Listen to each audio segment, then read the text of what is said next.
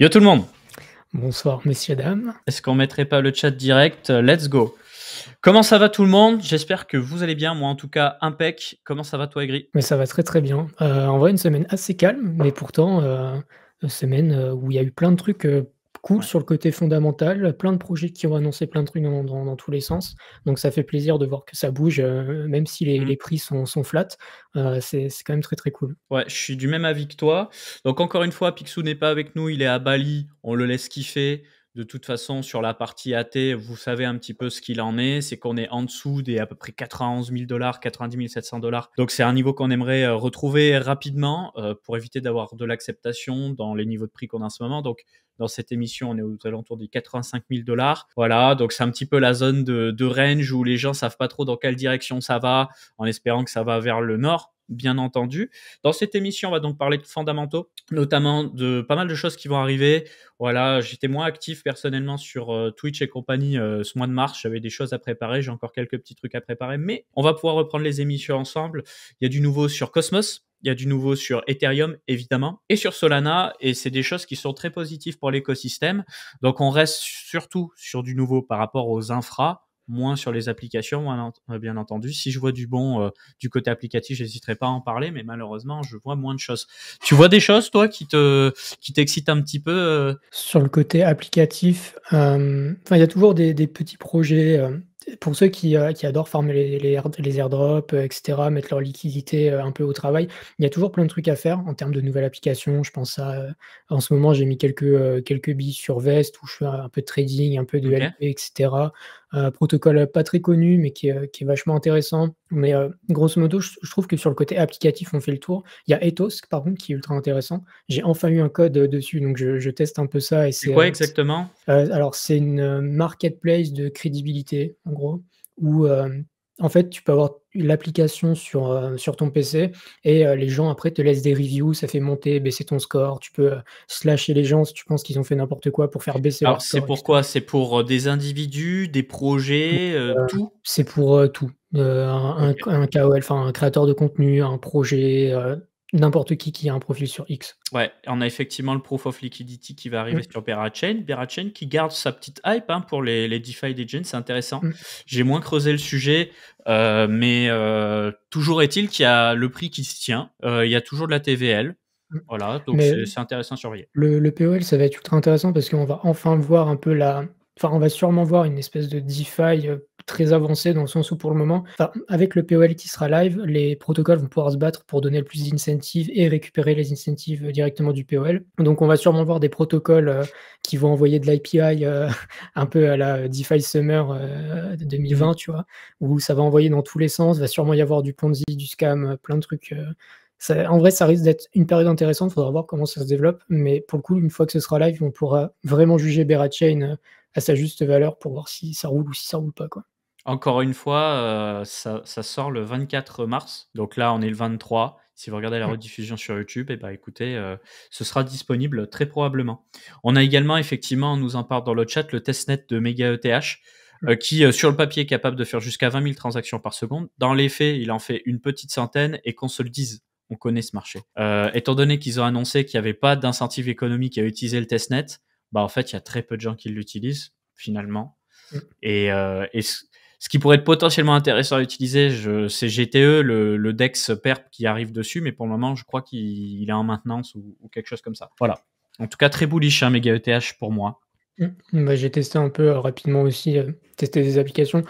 Très honnêtement, c'est ultra impressionnant, hein. Pour le coup, c'est une fois que ce sera en mainnet et qu'on C'est aura instant. ouais, genre et encore, genre, par exemple, sur GTE, tu peux te connecter avec, une adresse mail comme sur Hyperliquid.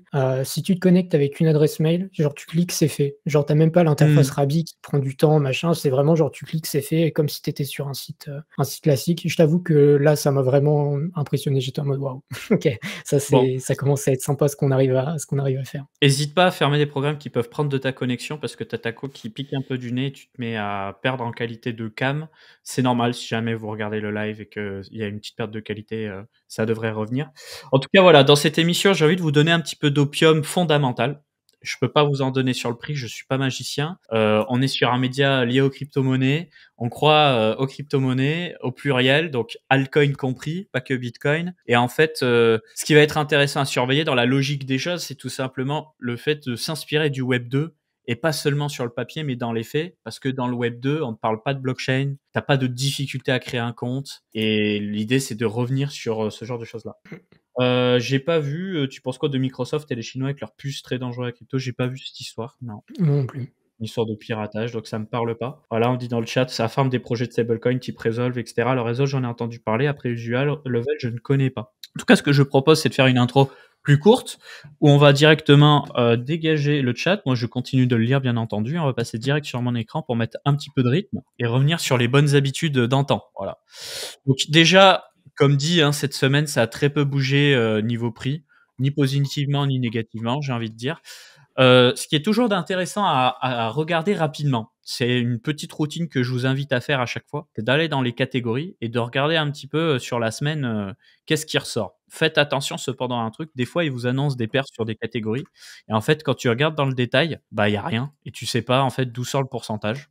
Mais mis à part ça, j'ai vu un petit réveil des solutions d'interopérabilité ou de cross-chain communication. En fait, qu'est-ce qui ressort? Alors je les connais pas tous, hein.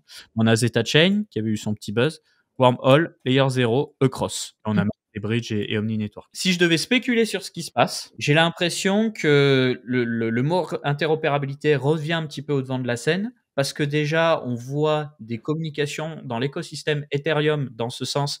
On va essayer de faire des wallets, des tokens cross-chain, des wallets cross-chain, de l'interopérabilité cross-rollup, bref, de sorte à rendre l'expérience Ethereum comme si c'était un seul, quelque chose qu'on souhaite vraiment. Mais il y a aussi Atom. Et en fait, je sais qu'Atom, c'est un petit peu le mot tabou, c'est le nouveau Voldemort.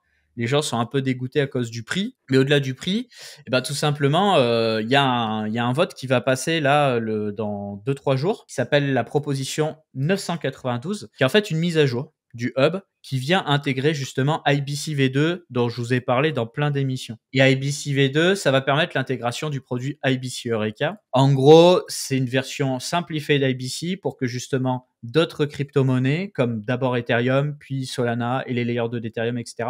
puissent s'interconnecter facilement à Cosmos.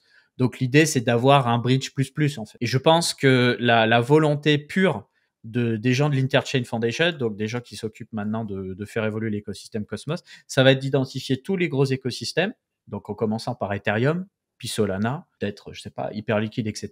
Et de faire des connecteurs IBC, qui sont souvent des connecteurs ZK, pour qu'on puisse faire venir les jetons de l'écosystème Cosmos sur Ethereum et inversement, puis les jetons de Solana et inversement, même si c'est déjà le cas par le biais de Wormhole, mais là, ce serait quelque chose d'un petit peu plus natif.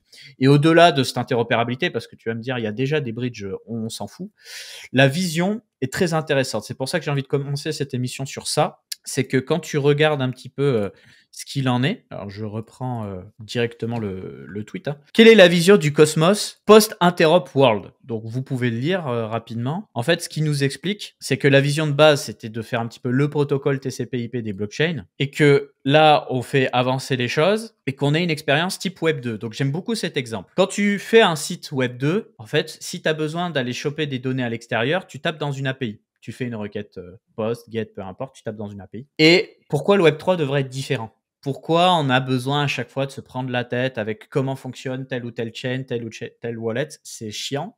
Donc la vision, c'est que n'importe quelle blockchain puisse aller taper dans n'importe quelle blockchain. N'importe quelle application puisse taper dans n'importe quelle application. Pareil pour les wallets. J'aime la vision sur le papier. Maintenant, dans les faits, ça voudrait dire quoi?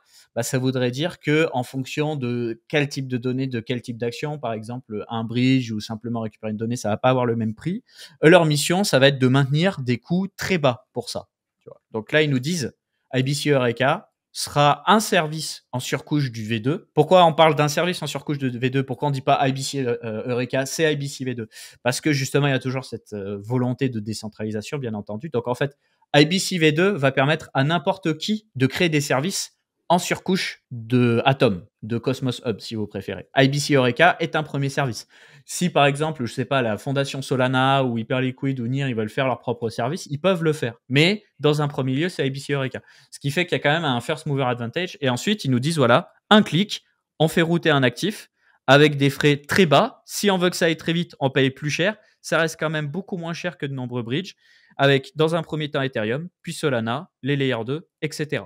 Voilà. Une finalité de 30 secondes si ça se passe sur Ethereum, quelques secondes sur les Layer 2 évidemment, et instantané si ça se passe sur Cosmos. Donc l'idée, c'est que ça vous fasse une expérience qui soit quand même beaucoup plus agréable. Donc je suis très curieux, en sachant que cette proposition 992, tu vois, quand tu tapes ça sur Internet, proposal 992, tu es censé retrouver des liens Mitscan et compagnie pour en voir le contenu. Donc tu peux voir que pour le moment, en fait, c'est un oui, il y a zéro opposition.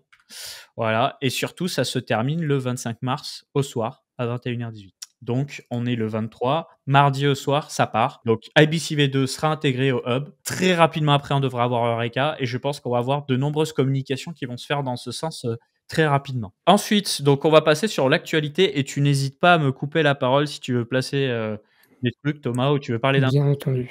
n'hésite pas. Donc déjà, comme d'habitude, merci à Bitpanda de sponsoriser cette émission. Bitpanda, qui est une plateforme européenne, autrichienne, mais surtout qui touche le public européen pour pouvoir trader des crypto-monnaies, mais aussi la possibilité d'acheter toutes sortes de produits. Donc, on peut investir sur des actions, des ETF, des indices, des matières premières, et même des effets de levier pour ceux que ça intéresse, mais c'est pas quelque chose que je vais activement vous conseiller. Et donc, vous avez la possibilité sur une seule et même plateforme de faire toutes ces choses-là. Voilà. Et vous avez aussi la possibilité, par exemple, si vous voulez investir progressivement dans la crypto-monnaie, de programmer un DCA. C'est-à-dire dire tous les mois ou toutes les semaines, je souhaite investir un tout petit peu, histoire de pas vous préoccuper du prix à un instant T, parce que souvent, les gens se lancent pas dans l'aventure crypto pour la simple et bonne raison qu'ils se disent, bah, ça va encore baisser, ou c'est pas le bon moment, ou machin. Et en fait, ils essaient de timer le bon moment, et au final, ils font rien. Donc, c'est mieux des fois de se dire, bon, bah voilà, les choses sont telles quelles. Peut-être que ça va baisser, et ben moi j'achète toutes les semaines, comme ça si ça baisse, bah, je vais racheter plus bas. Si ça monte, bah, je gagne de l'argent. Mais l'idée c'est de se projeter sur du long terme. Donc DCA qui est une bonne stratégie pour démarrer selon moi. La possibilité de gagner des places du PSG avec Bitpanda. Alors c'était déjà arrivé, on va faire d'autres concours très rapidement, on se remet là-dedans dès le mois d'avril, quand tout le monde est à fond les ballons. En tout cas voilà, merci encore une fois à Bitpanda de soutenir cette émission et Coin Academy globalement. Donc, on va enchaîner sur les actualités, comme on disait plus tôt. Il y a des bonnes choses, en fait, qui se passent en ce moment. C'est juste que ça réagit pas forcément au niveau du prix parce que les gens sont un peu blasés, voilà. Mais en réalité, on est en train de faire des belles projections pour l'avenir, en commençant par le procès avec Ripple, XRP. Pourquoi c'est intéressant? Parce que c'est un procès qui a duré plus de 5 ans. L'idée, c'était donc de qualifier qu'est-ce que le Ripple, est-ce que c'est une security ou non.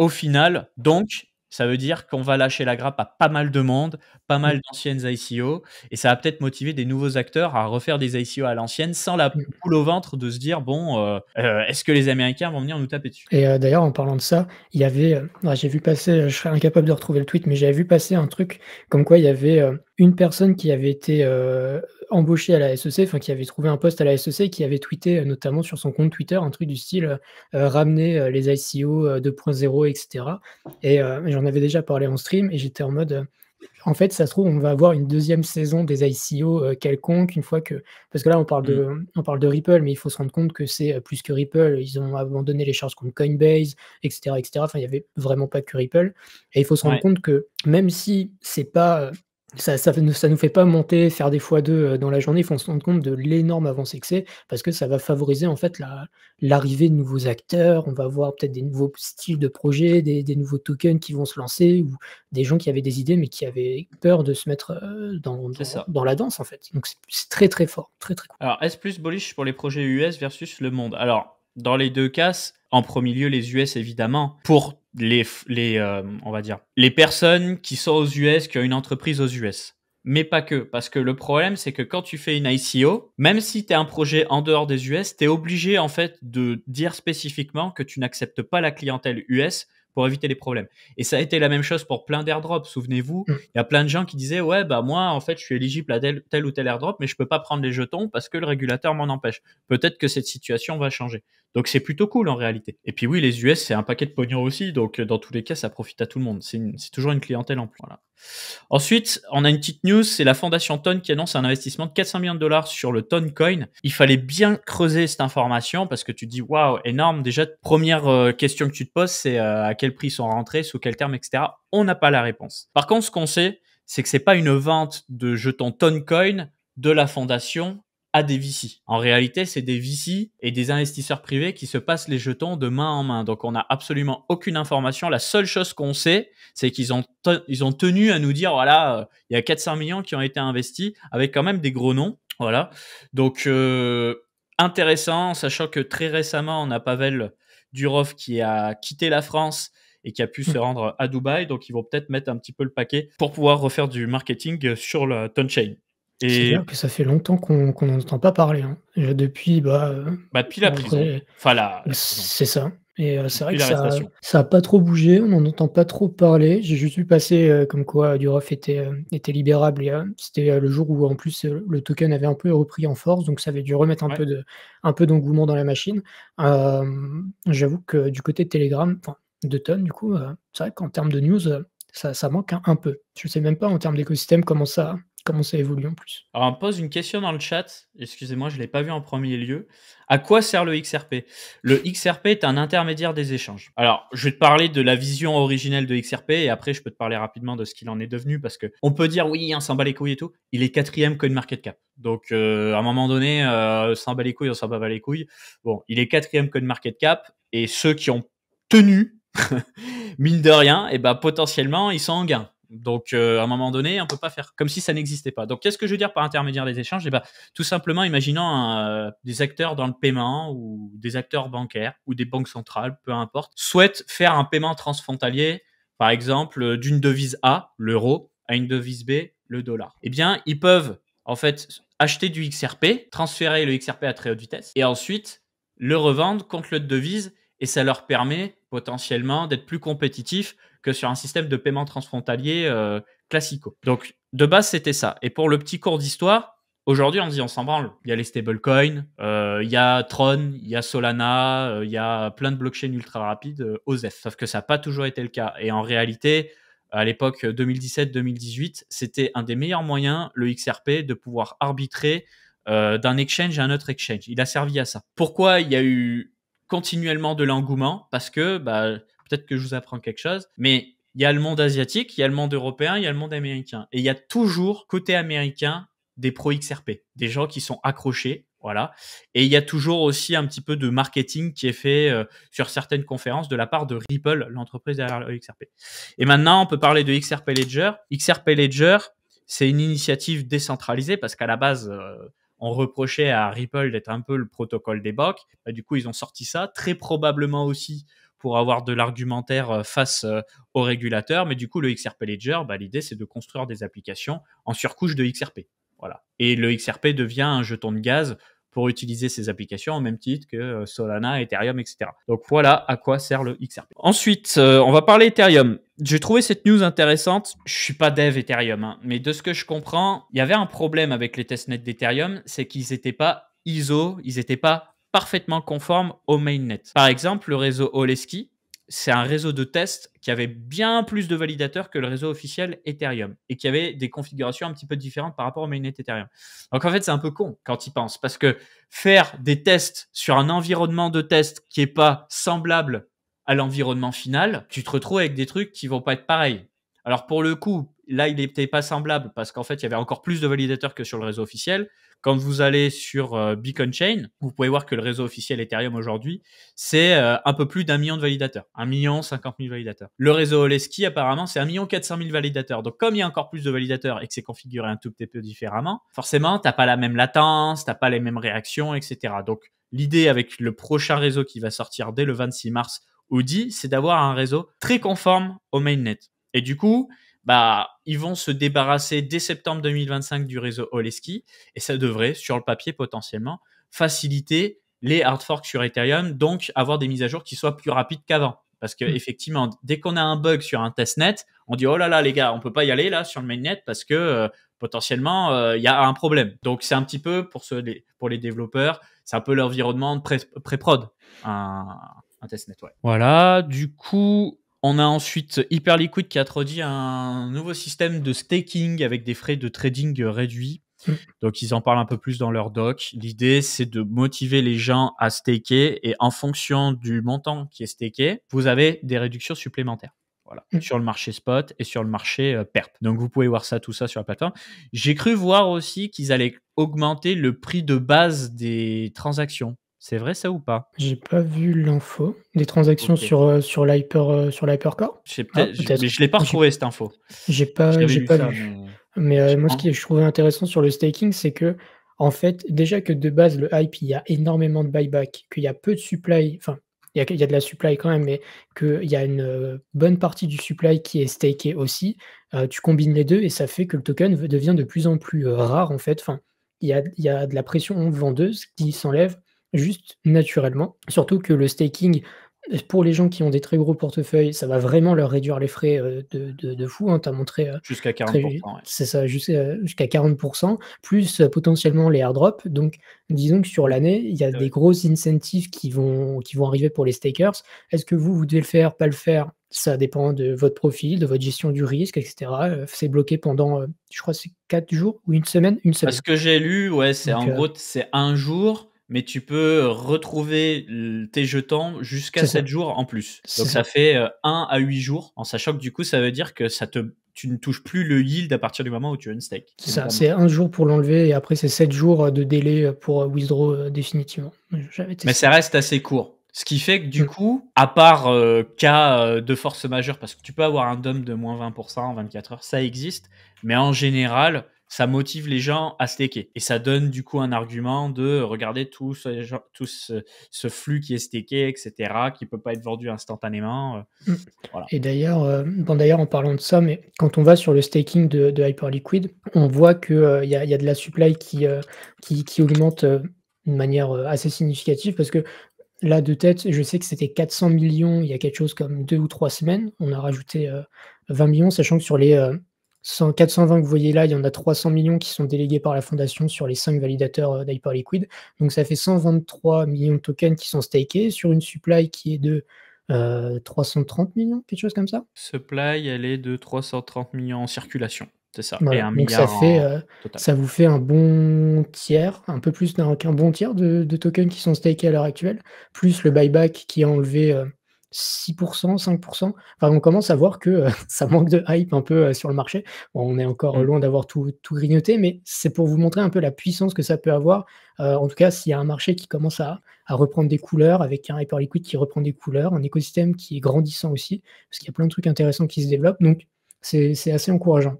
Question pour toi et pour le chat. Imaginons, t'as pas de hype, tu as du stablecoin. T'achètes là ou t'attends Moi, quand tu vois j'achète. ce prix? Enfin, Tu après, ça dépend sur quel horizon de temps on se place, hein, mais disons que moi, typiquement, j'en avais acheté à 12, j'en ai revendu un peu à 16,5, je l'avais partagé, voilà, juste histoire de prendre quelques profits sur une position qui est assez importante chez moi, donc j'ai pris quelques profits pour racheter plus bas. Typiquement, j'attends entre 15 et 14 pour replacer une partie de ce que j'ai pris en profit, mais pour moi, on est sur des zones qui sont très, très bien. Là, il y a eu un post en plus, je ne sais pas si tu l'as vu de GL Non. Capital avec Oak Research sur la valorisation de Hyperliquid que j'ai trouvé Ouais, brillant, OK. un document brillant, si tu Je l'ai peux, pas lu encore.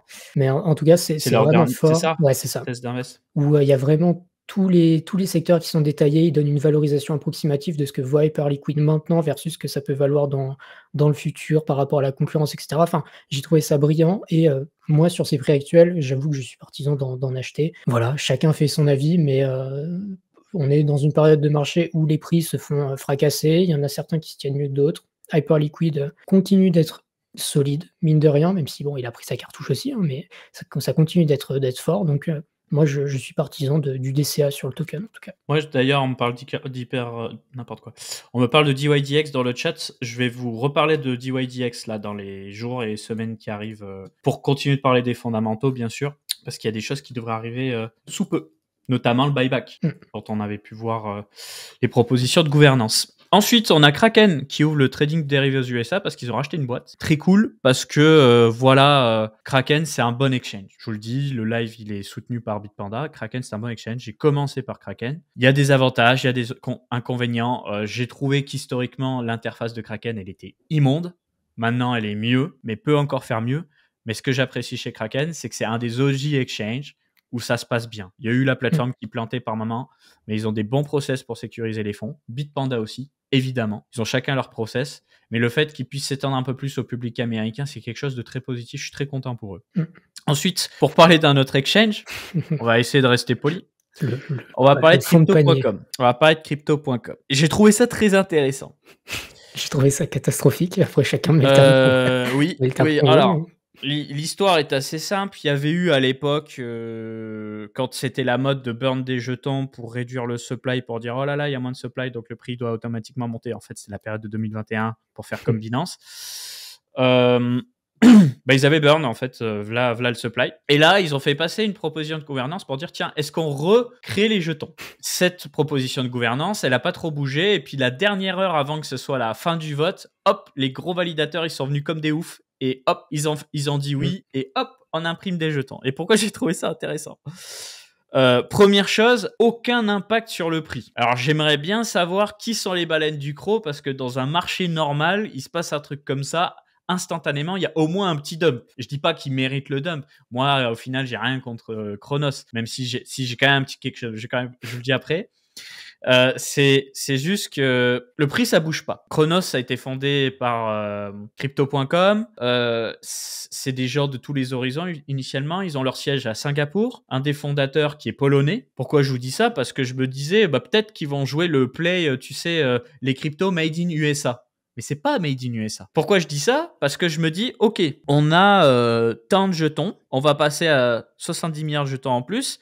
Qu'est-ce que ça donnerait niveau capitalisation? En fait, à la louche, ça nous met pas trop loin de HBAR, dans le top 20. Okay. Et comme les cryptos made in USA, et ça j'en étais sûr et ça a été confirmé après, en fait, quand ils ont parlé de réserves stratégiques, ils ont dit « Ouais, on a juste pris les cryptos les plus capitalisés. » Est-ce que ces Gugus, ils essaient pas justement de maintenir le prix, mais en augmentant le nombre de jetons en circulation pour monter dans le CoinMarketCap pour se retrouver dans des réserves stratégiques ou je sais pas quoi? Ou au moins avoir un argument. C'était un peu la vision. Moi, je sais, je l'ai vu, du coup, c'était genre le week-end dernier, je crois que la proposition, elle est passée et je vois ça, j'étais en train de checker un peu mes newsletters par mail et je lis ça, je commence à regarder et je l'ai tweeté rapidement et en fait, quand tu lis, leur but, c'est de faire une espèce de réserve pour promouvoir les ETF, qu'il y ait du stock, machin, pour que ce soit liquide et cetera. Et après, quand tu regardes dans le détail, tu te rends compte que c'est les validateurs Chronos, détenus par Chronos qui ont voté pour et cetera. Enfin, disons que ils ont dit: «Ouais, non, mais on va faire des ETF, il nous faut du stock, machin, c'est pour la promotion. On va vester les tokens sur 5 ans, bloquer les wallets, machin». Et j'étais en mode: «Bah oui, mais du coup, tu viens de prouver que tu contrôles la chaîne comme tu le veux. Donc bon, on fait ce que tu veux de tes informations». Et ouais, je sais pas quoi dire. Moi, j'avoue que la press action me rend zinzin. Je comprends pas pourquoi il y a pas eu de réaction. Soit les gens ont capitulé mentalement, ils veulent plus vendre et ils se disent: «Allez, perdu pour perdu, je les garde», sur un malentendu. J'ai pas non plus. Alors déjà, en fait, pour que vous compreniez bien, là, on va parler de décentralisation. Et on va remettre un petit peu au goût du jour le sujet de la décentralisation sur les blockchains basées sur Cosmos. Parce que oui, Chronos est basé sur Cosmos. Ça fonctionne pareil. Okay, c'est juste en mise de l'EVM par-dessus.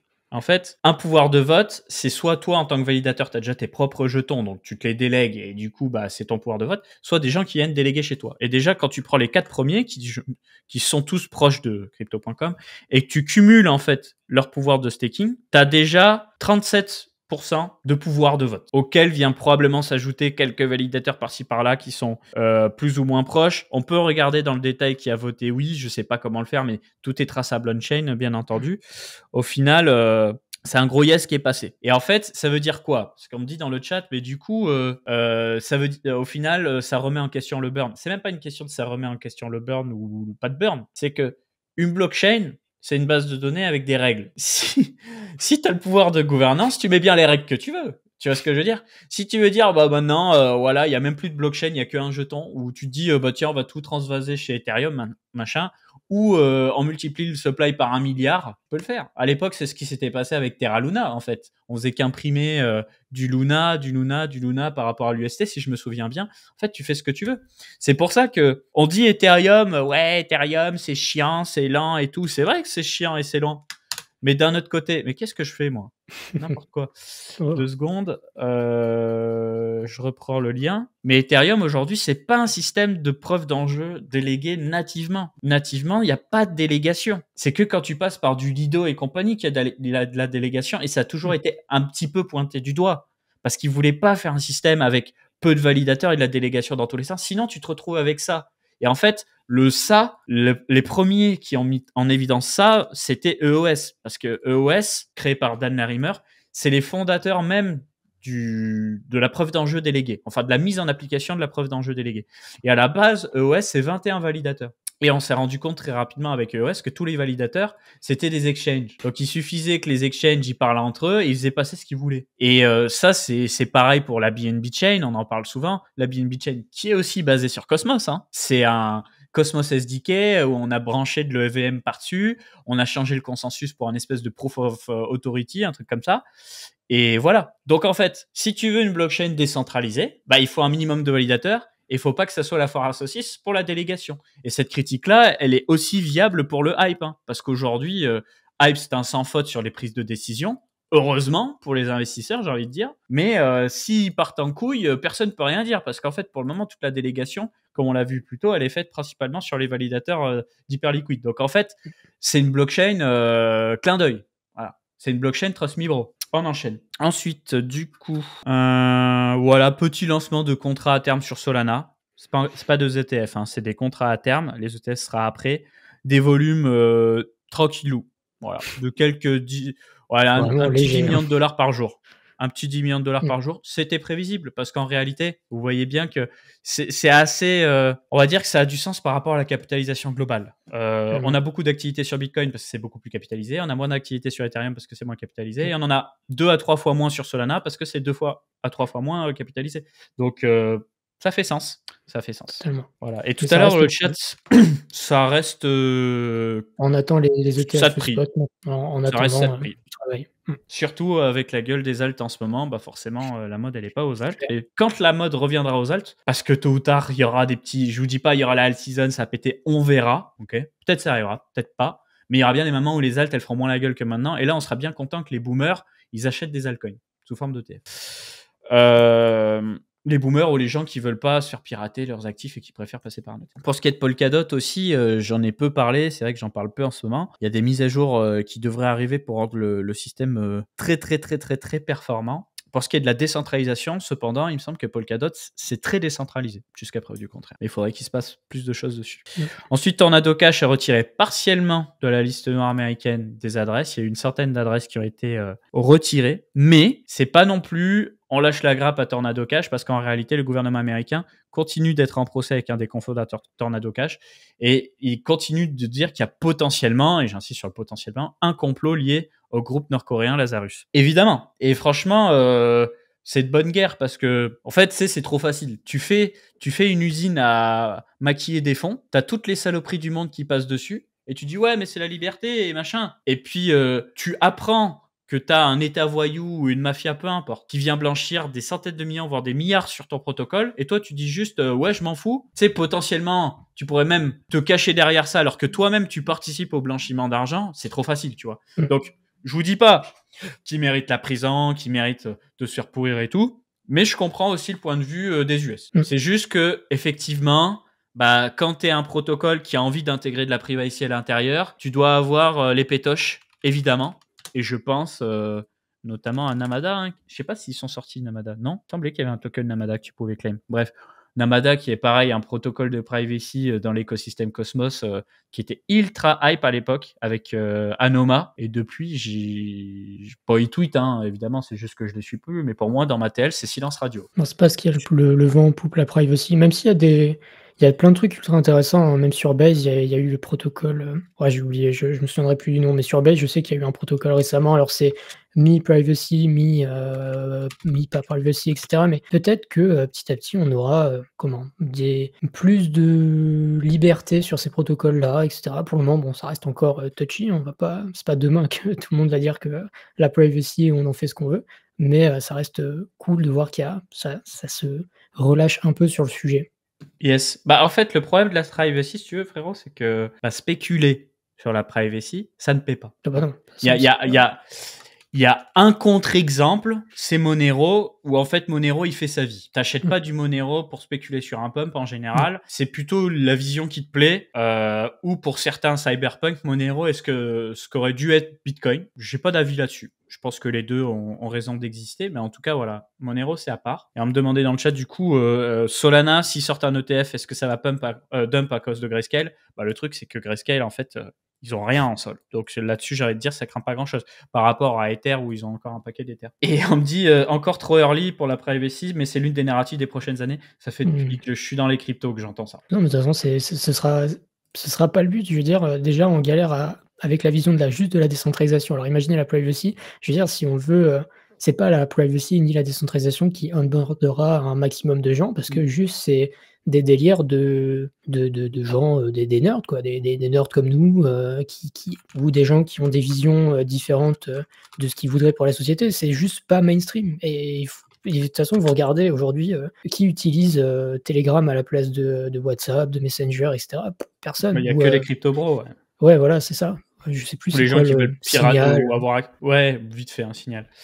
Mais ouais, ou alors des gens qui veulent regarder leur match de foot sans payer un abonnement Canal+, quoi. Mais c'est tout. Ça a parlé de Solayer. Alors, on va parler de Solayer versus Eclipse rapidement après. Ouais, tout à fait. Tout à fait. Vous voyez, j'essaie mais il y a des bonnes questions dans le chat, donc ça me fait plaisir de vous répondre, les gars. Et puis, vous voyez, j'ai un peu plus la forme que la semaine dernière aussi. Hein. Les gens qui disent Monero meilleure performance sur l'année versus Bitcoin. J'ai pas vérifié, je sais pas si la personne dit vrai, mais je sais que le Monero se tient particulièrement bien. Preuve un peu de son côté un peu anti-système, quoi. C'est ce que tu disais juste avant. Alors Monero, je dis pas qu'il faut en acheter, pas en acheter, vous faites ce que vous voulez de votre argent, mais la charte montre que c'est quelque chose à part, qu'on est sur, je sais pas, une espèce de valeur refuge pour les mecs qui tiennent à la privacy. Est-ce que si on partait en bear market maintenant, le token prendrait très cher ou pas? Ça, c'est encore une autre question. Mais je veux dire, quand on regarde depuis, alors ça perd peu, c'est pas le truc qui fera x10 demain, mais ça descend peu aussi, voilà. Donc fondamentalement, ça reste. Voilà, Monero versus BTC, mais pour le moment, on a vu pire. Bas, hein. Ouais, pour le moment, il n'y a rien de précis, mais je veux dire, quand tu compares ça avec d'autres altcoins face à Bitcoin, bon, il y a un peu de tenue.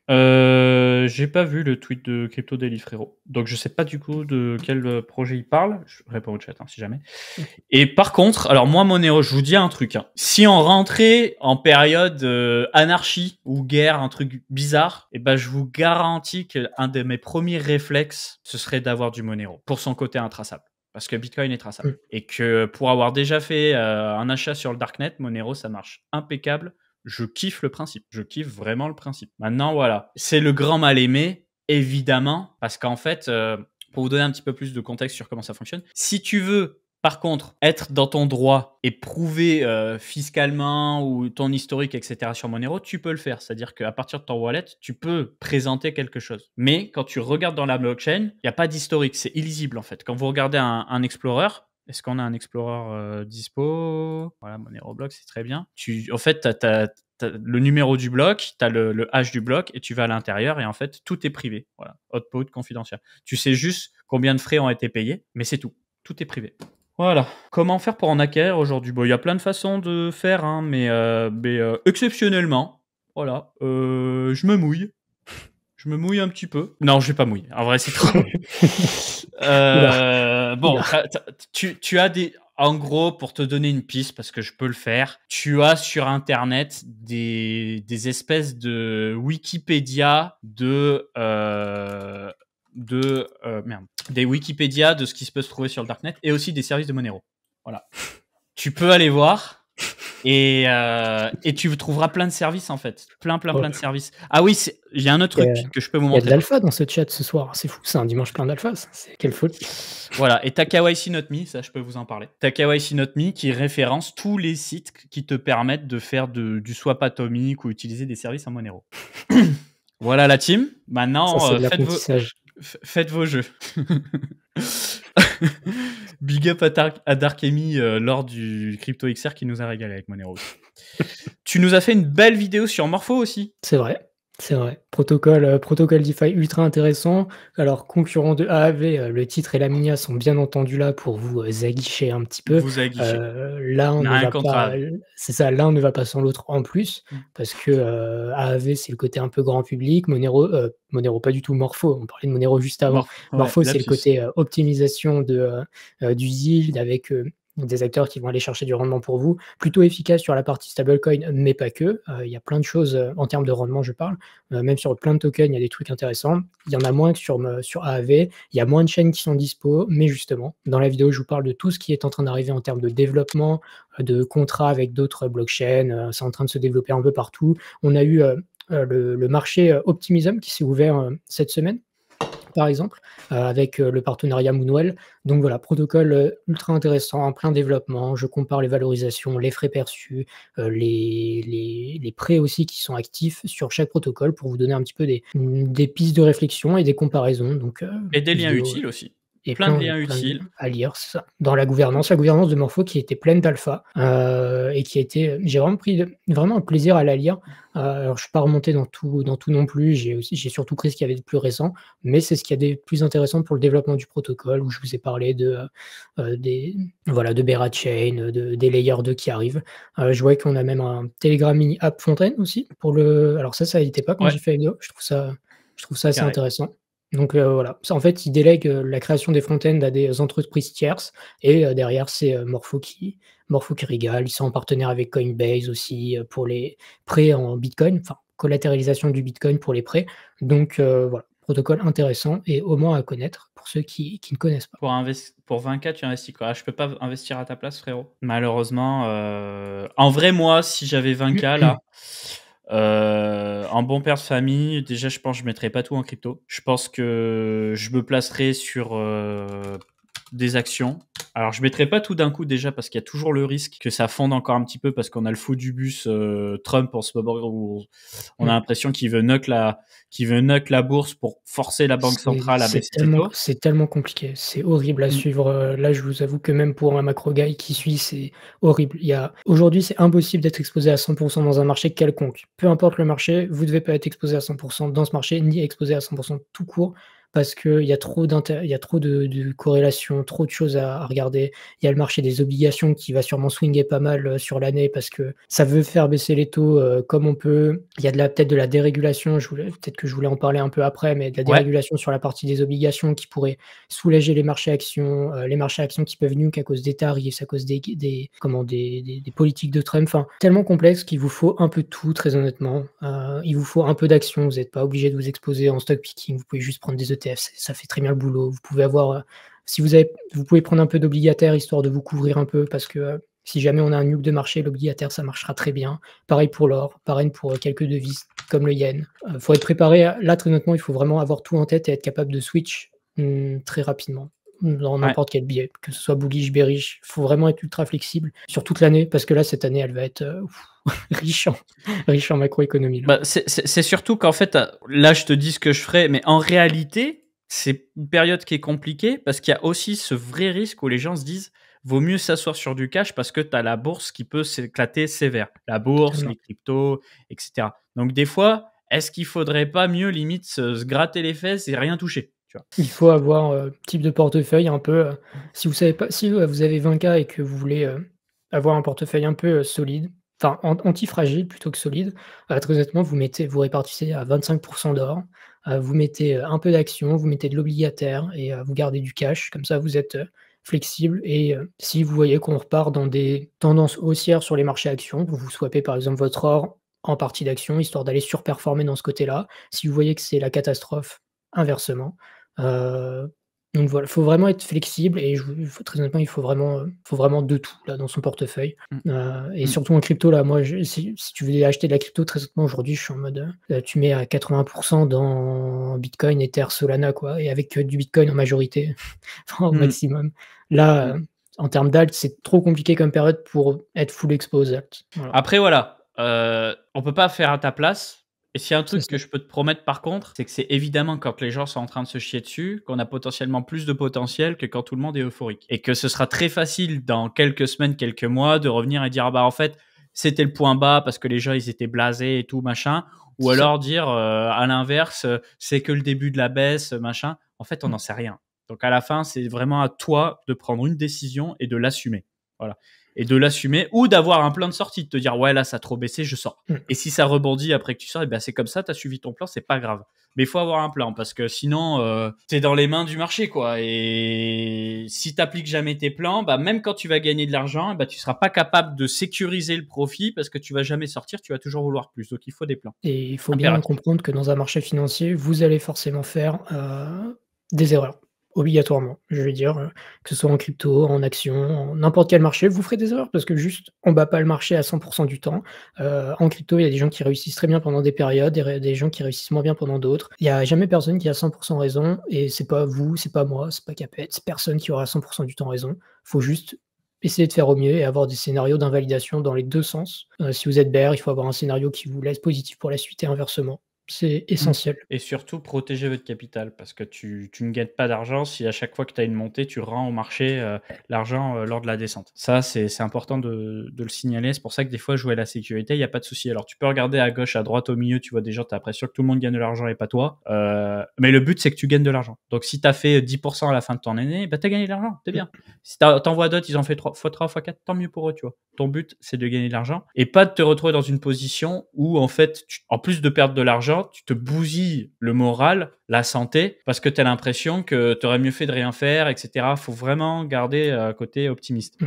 Là, je vous mets le tweet de Crypto Donald parce qu'il a été validé par l'ami Picsou. En fait, ça fait un peu l'état des lieux hâté du moment. C'est-à-dire que voilà, Bitcoin, on est passé en dessous de cette zone. Pourquoi cette zone précisément? Parce qu'elle a été testée une fois, deux fois, 3 fois, 4 fois, 5 fois, 6 fois. On l'a transpercé, on est remonté quand Trump nous a fait un espèce de tweet de fou furieux et on l'a retranspercé. Et depuis, voilà, on est dans cette espèce de range qui est entre justement cette zone qu'on a testée X fois et l'ancien ATH. Et du coup, là, c'est la zone où ça peut Zone morte. potentiellement jongler. Donc ça peut jongler, comme ça peut très rapidement repasser par le dessus. Et puis ce qu'on aimerait voir, c'est que potentiellement on reteste ce niveau, on s'en sert de support et ça part. Là, ce serait génial. Mais voilà. En attendant, tant qu'on est dans cette zone-là, c'est le doute où tout le monde se chie dessus. Mmh. Voilà. Et on sait que si on la transperce et qu'il y a une zone d'acceptation en bas, ça pue vraiment des fesses. À l'inverse, si, comme dit, on reste au-dessus, qu'il y a une acceptation, donc un certain temps, quelques semaines, quelques mois au-dessus, le signal sera plutôt positif. Et là, vous allez me dire, ouais, mais en gros, tu nous dis que ça monte ou ça descend. Bah oui, les gars. De toute façon, ça monte ou ça descend, hein. C'est Mmh. juste qu'il y a des zones qui créent de l'optimisme, il y a des zones qui créent du pessimisme, et il y a des zones qui créent du doute. Et là, on est dans une zone de doute. Et de toute façon, vous le voyez bien dans notre discours. C'est-à-dire qu'on est en mode, voilà, c'est vous et vos convictions. Si vous considérez que c'est bon de rentrer parce que justement les altcoins ils ont assez saigné, pourquoi pas. Si vous voulez rentrer du Bitcoin, bah, peut-être que le Bitcoin on va pouvoir le chercher beaucoup plus bas. Peut-être qu'à l'inverse, on va atteindre une confirmation et qu'il faut acheter ici si vous êtes trader avec effet de levier pour avoir un vrai niveau où vous pouvez long avec un stop loss que vous avez bien défini. Bref, ça c'est à vous d'en décider. Et on peut faire les 2, on peut aller à 90 puis à 73, l'année va être riche en plein de news dans tous les sens, donc faut pas être exposé à 100 c'est ce qu'on disait avant, surtout dans le marché crypto par les temps qui courent et même dans le marché action, Ouais. je m'exposerai pas à 100 dans tous les cas. Voilà, toujours avoir un peu de cash. De toute façon, dans tous les cas, toujours avoir de quoi vivre et pas se retrouver dans une situation de panique où tu Mmh. es dans un besoin de vendre tes crypto-monnaies ou tes actions ou ce que tu veux à des prix trop bas, mais parce qu'en fait, tu as besoin de fric. Et ça, c'est des choses qui peuvent tous nous arriver. Quand tu as besoin de fric, et si tu as le malheur de vendre sur un niveau trop bas, t'es dégoûté en fait. Donc vaut Mmh. mieux limite de base avoir du cash prêt. Et comme ça, à l'inverse, si le truc il s'est explosé, mais vraiment explosé au sol, bah là, ça t'offre des opportunités pour racheter. Voilà, donc j'ai vu rapidement ce tweet qui donne pas plus d'informations, mais c'est intéressant parce que ça nous montre un peu sur l'année 2025 ce qui se prépare sur Ethereum, où on voit des adresses interopérables, des requêtes de paiement spécifiques à des chaînes et en fait spécifiques à des layers 2, des appels cross-chain. On voit beaucoup de cross-chain en fait. Mmh. Shared bridge, standardized bridge, cross-chain transaction. On parle beaucoup de cross-chain et ça me plaît beaucoup parce que dans l'idée, c'est comme je vous dis encore une fois qu'Ethereum propose une expérience comme si c'était un seul et même écosystème. Et je me dois d'ailleurs de vous faire une précision. Si vous arrive de faire des... Ouais, excusez-moi, je vais le ban, lui, effectivement, il nous saoule. C'est un gars qui fait de la pub pour des shitcoins. Bon, bref, qu'est-ce que je disais? N'utilisez plus MetaMask, utilisez Rabi. Je vous en supplie. Voilà. On vous prépare une formation sur la sécurité avec Coin Academy, vous le savez. Et en fait, Rabi, pourquoi c'est intéressant? Parce que Rabi propose aussi une application sur PC que vous pouvez connecter directement à votre Ledger. Et du coup, ça fait que quand vous allez sur n'importe quelle application DeFi, d'ailleurs bon, sur PC ou sur votre navigateur Chrome, tout passe par votre Ledger. Donc, il n'y a plus de risque de piratage. Et ça vous permet d'interagir avec tout l'écosystème Ethereum, les Layer 2, les chaînes EVM, etc.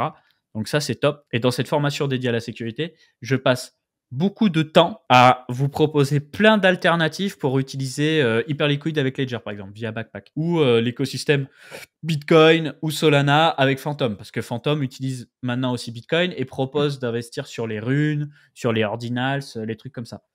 Donc, moi, j'aime beaucoup Ledger. Il y a d'autres types de wallets qui sont très bien, mais ce que j'aime avec Ledger, c'est que c'est pris en charge par beaucoup de wallets. Et en fait, soit Ledger gère nativement la crypto-monnaie, soit elle gère pas nativement la crypto-monnaie, mais tu vas avoir un wallet qui va gérer le Ledger et du coup, tu vas pouvoir. Par exemple, tu veux utiliser l'écosystème Polkadot, qui est pas forcément très bien géré nativement par Ledger.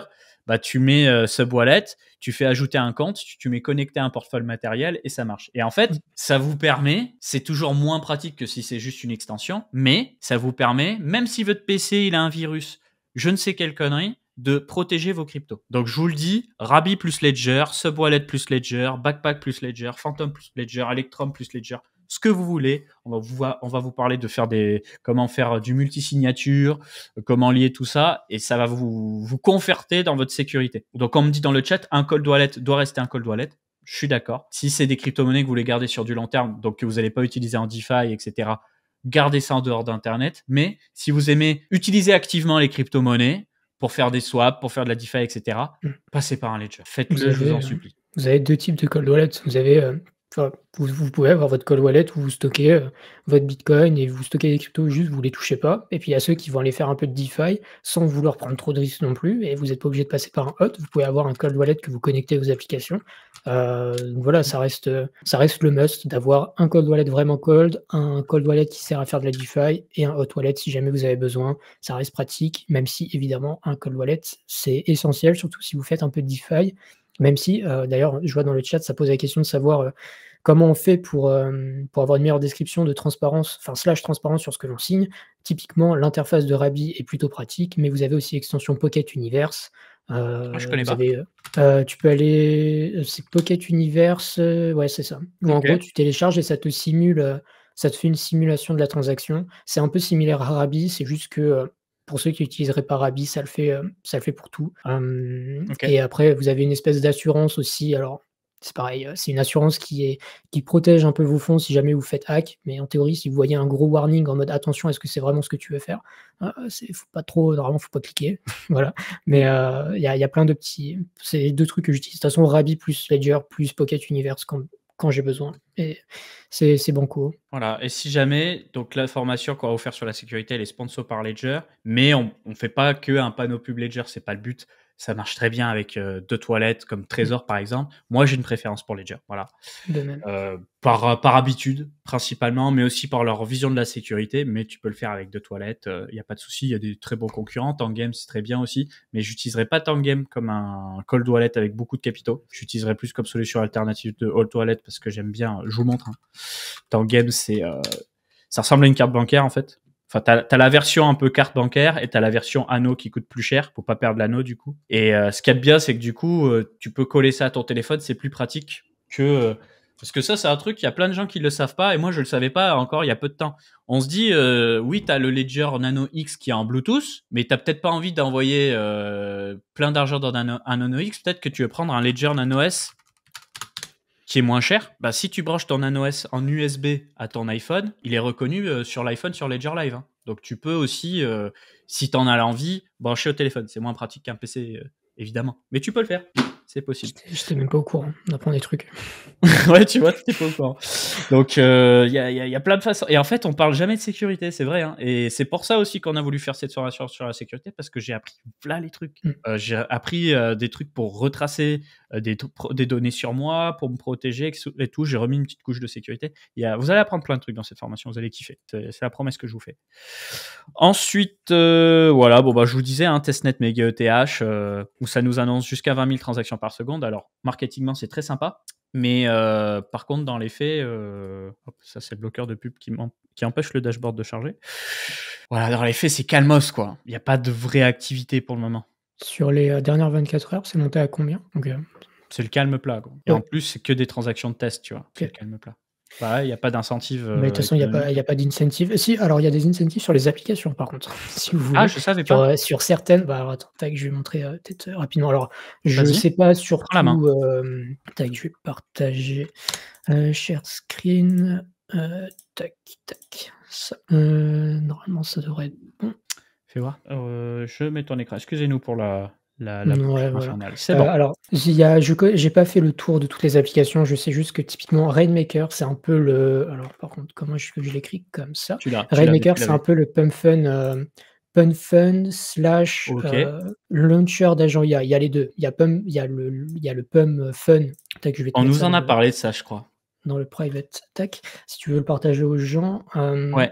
En fait, il y a la partie PumFun où tu peux lancer juste des shitcoins classiques et Rain AI pour les tokens d'agent IA. Il y a le testnet qui est incentivé où vous allez vous split 60% des tokens qui seront mis dans la pool airdrop. Je ne sais pas combien ça vaudra, je ne sais pas ce que vous pouvez y gagner. Par contre, c'est un truc qui est incentivé. Si jamais les gens ils veulent le lien pour aller directement sur le tweet, ils peuvent.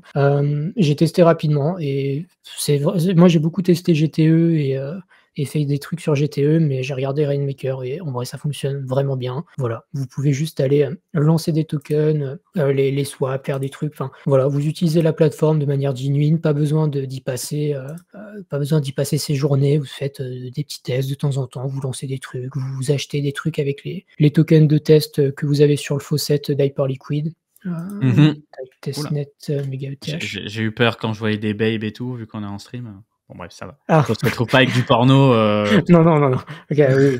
Mais pareil, j'ai testé Cap. Alors pas incentivé non plus Cap, mais un protocole avec un stablecoin qui permettra de faire un peu du style, Maker, slash Sky Ecosystem, sécurisé par EigenLayer. C'est aussi très cool, vous pouvez aller tester. Je vais pas ouvrir Nectar AI, mais c'est un truc où vous pouvez avoir des compagnons IA, plus ou moins coquins. Voilà, vous pouvez aller tester ça de ce côté-là. Oh let's go! Ouais, après vous pouvez regarder la vidéo sur Khan Academy sur Mega ETH, je parle de plein de choses et évidemment GTE aussi, vous pouvez aller tester. J'ai pas d'informations particulières sur GTE, je sais pas si ce sera incentivé, mais je vous invite vraiment juste à aller tester, ah merde, Très attendu GTE, ouais. ouais, bah, du coup là c'est en maintenance, mais bon quand ça Tu peux reviendra, je vais montrer le tester. l'interface quand même. Tu peux Ah oui, fermer, OK, voilà. voilà. Ouais. Et juste, bah, vous branchez votre wallet ou votre adresse mail. Je vous dirais même de peut-être brancher l'adresse mail pour que vous ayez une expérience encore plus fluide et après vous allez, tester avec, vos ETH par exemple. Tac, buy. Donc là, j'ai mon wallet qui s'ouvre, je signe, bam bam et à peine j'ai cliqué, le truc est déjà parti. C'est Donc bien, hein? c'est vraiment cool. Au moins juste aller tester et comme je le disais, Rainmaker qui lui est incentivé, donc pareil, petit truc sympa à aller gratter, de ce côté-là. Putain, j'ai eu peur encore qu'il y avait l'espèce de porno avec la Gadji là. Non, c'est bon. Ouais, mais c'est le pump fun, oui, OK, j'ai vu pourquoi tu Ouais, ouais, ouais, ouais, j'ai eu je peur. Laisse tomber. ouais, ouais, OK. Tac. T'inquiète. Voilà, ensuite, bah, ça a l'air d'avancer cette histoire de bourse, ouvert, seulement en semaine, du lundi au vendredi, mais 24 heures sur 24, 7 jours 24 heures sur 24, 5 jours sur 7. D'ailleurs, là, c'est marqué 24/7 alors que là, c'est écrit 24/5. Bon bref. Je crois que c'est Voilà, ça 24/7. avance. Non, c'est 24/7 du coup, finalement? Je m'étais arrêté au 5, 24/5. 5-7. Non, c'est 25, 24-5, je pense. OK, Pour pouvoir toucher plus bien sûr. de capitaux étrangers, en fait, en Les fonction 3-8 au Nasdaq, sur, bien entendu. c'est ça. J'aime bien ce petit altcoin season index, voilà, que vous pouvez retrouver sur blockchain net. Et en fait, vous avez plusieurs échelles de temps. Et vous pouvez voir que sur du court terme, bah là, on était plutôt en mode Bitcoin season. Mais il y a un petit rebond, ça se trouve, c'était une belle opportunité. Après, on peut dire c'est une belle opportunité. Il y a des fois où, pendant des Ça met du mois, temps, faut pas être pressé. on se fait pourrir. Sur l'échelle de temps en mois, bah, c'est un petit peu plus mesuré. Voilà. Mais ce qui est surtout intéressant à voir, c'est qui a performé et qui n'a pas performé. Et là, ça fait mal, hein. Là, tu vois qu'en ce moment, c'est la crise au mic, hein. En fait, voilà, je crois que c'est Gate Token, le jeton de l'exchange. Ensuite, tu as Mantra, le Layer One Real World Asset sur Cosmos. Là, TKX, je sais même pas ce que c'est. Ouais, c'est beaucoup de tokens d'exchange. Mais on a quand même XMR qui a voilà. Monero qui est là, hein, sur les 90 derniers jours. Et du coup, ouais, bah, je me répète, de voir un petit peu d'activité sur ces bridges là, c'est intéressant, très, très intéressant. Parce qu'en fait, Layer 0, Wormhole, Cross, ils ont un peu tout le game au Mmh. final. Et il y a Cosmos qui arrive. Mais ça va être le gros sujet sur l'écosystème Ethereum. C'est le truc qu'on entend depuis 8, 10 Ouais. mois, depuis l'année dernière. Enfin, j'imagine même avant, mais je veux dire, c'est encore plus dans les esprits depuis qu'en fait Ethereum se fait pourrir sur son UX, en fait, hein, tout simplement, depuis qu'il y a les SUI, les Solana, et cetera. Enfin, Ouais. se fait défoncer pour ce sujet-là. Donc, on va attendre de voir ce que ça donne. Fait bien pitié Trump à nous pump son jeton là. Au final, il y a eu un petit pump, ça a été revendu aussitôt. L'état du marché est catastrophique, hein, c'est Et à mon avis, ça a été revendu aussitôt parce que les gens, ils ont pump. Ils ont vu, oh, ça prend que 10%. ouais, Et ils se sont dit, vas-y, je cherche même pas à comprendre et je me casse. ouais. Mmh. Et donnée intéressante par rapport à tout ça, si vous allez sur CryptoRank, très utile dans l'onglet Vesting, ça vous pouvez faire pour à peu près n'importe quelle crypto disponible, vous pouvez voir en fait le tableau des déblocages. Voilà. Et vous pouvez l'avoir sous différentes formes. Et c'est intéressant par exemple de mettre tout pour voir que bon bah voilà, le jeton il est sorti le 18 janvier, il n'y a pas eu de déblocage depuis, et à partir du 18 avril, et ce tous les jours, ça commence à débloquer. Donc Trump prépare le terrain. Voilà, il commence déjà à appeler le traiteur pour bien manger, bien boire, parce que là, il se sera gavé hein, sur cette affaire. Donc je C'est pense, pour la famille. connaissant le Gus, je pense que là, pendant des jours et des semaines, il fera des petits clins d'œil, tu vois, de temps en temps, Mmh. à sa petite crypto de Golemont, là, pour en faire pump un petit peu, juste pour pas que ça fonde trop. Comme ça, il récupère quelques millions tous les jours, en fait. Voilà. Vu que c'est Mmh. capitalisé à 11 milliards et qu'il prendra quelques miettes de supply un petit peu tous les jours, lui et ses collègues, bah, c'est toujours ça de prix. Il y a 36 millions de tokens. Alors, on sait pas trop comment c'est réparti, évidemment. Hein. Attendez. Je vois que dans le Voilà. chat, ça parle de Hyperfly. Hyperfly. Ah, il m'en parle tout le Alors temps. c'est la DeFi, DeFi, ça a pas trop le Ouais, vent en poupe, ça a bien perdu en mindshare comme avec les agents IA. Le c'est produit est ça. très sympa par contre, ça fait partie de l'écosystème Hyperliquid. Est-ce que ça peut fonctionner ou pas? J'avoue que j'ai plus d'exposition sur le truc, mais ça reste, La crise au mic. ça ouais, ouais, ça reste intéressant, mais est-ce que le token va reprendre des couleurs? Ça, c'est à vous de voir, mais j'avoue que là, pour le moment, les tout ce qui est agent IA, je suis, out de quasiment tout. Non, même de Ouais, tout. c'est violent, hein, mais bon, c'est comme C'est beaucoup d'alt. je regarde les prix et les prix me disent qu'il y a rien, donc De toute façon, pour vous en reteniez quelque chose de tout ça, le souci de l'extérieur quand vous êtes sur YouTube, sur Twitch et que vous écoutez des gens comme nous qu'on va appeler des influenceurs, des KOL, des créateurs, ce que tu veux, peu importe. On va vous parler de narratif, souvent avec un lag par rapport à quand ça commence à pumper. Pourquoi? Parce que si vous voulez être vraiment à la source de l'information, mais vraiment au début, il faut être sur les Telegram, il faut être sur les Discord, il faut parler entre communautés. Aujourd'hui, qu'on se le dise, si ça en parle sur Twitter, ou sur YouTube ou sur Twitch, c'est déjà un peu tard. C'est mmh, pas toujours trop tard, mais c'est déjà un peu tard. Donc je me tire une balle dans le pied en vous disant ça, hein, mais c'est la vérité. Du coup, vous allez me dire, oui, mais toi, c'est ton métier, pourquoi tu vois pas? Parce que je ne suis pas Dieu, je ne suis pas l'œil d'Horus au-dessus de la pyramide, d'accord? Je ne vois pas tout. J'essaie de vous couvrir l'écosystème des crypto-monnaies, mais je ne vois pas tout. Et que si j'avais pas Coin Academy, que j'avais d'autres choses à gérer, je pense que je passerai ma vie sur des Discord, etc., à essayer d'avoir la petite information qui fait toute la diff. Et en fait, pourquoi je vous dis ça? Quel que soit le narratif, qu'il soit bon, qu'il soit moins bon, qu'il soit éphémère, qu'il soit là pour rester, quand un jeton pump vite et que la tendance change, ils refont aussi vite que ce qu'il a pumpé. Ça, c'est toujours comme ça. Je vais vous prendre Solana, par exemple, qui aujourd'hui, Solana, on n'a plus approuvé en termes de capitalisation pure. Regardez bien, ça pump vite, voilà. Il y a eu le crash Bitcoin, voilà, le 19 mai, ça a crash. Pourtant, ça allait vite. Hein. On a commencé le début d'année, on était autour des 3 dollars là, ok. Donc on a fait x20 en 5 mois. Et ben on est revenu jusqu'à à peu près 24 dollars. Et encore, c'est pas le crash le plus violent, hein, Solana. Hein. Il y a eu beaucoup plus violent, voilà. Mais tu vois, si tu te mets sur une échelle de temps un petit peu plus large, en fait, on est monté vachement vite puisqu'on est monté en un an. Perte d'espoir, on est redescendu aussi vite parce que les gens se sont dit, voilà, Solana, comme tous les altcoins avant lui, il tiendra pas le cycle suivant. Et en fait, les gens se sont débarrassés. Tu l'appliques à plein de trucs. Ethereum, il y a longtemps, ça a eu été aussi la même chose. Regardez, mmh, 2017-2019, montée rapide, descente rapide. Tu prends Doge, je vais prendre, tu vois, 2017. Ah, pardon. Montée rapide, descente assez rapide. perte d'espoir, et puis ça repart pour un tour, chut, ça remonte, ça rebaisse, perte d'espoir, et ça repart pour un tour. Moralité, quel que soit votre amour pour les cryptos, et je suis le premier à être ultra amoureux des cryptos, dans les altcoins, etc., quand ça pue, barrez-vous de ces altcoins. Barrez-vous. C'est Bitcoin, Ethereum à la limite aujourd'hui, Solana à la limite aujourd'hui.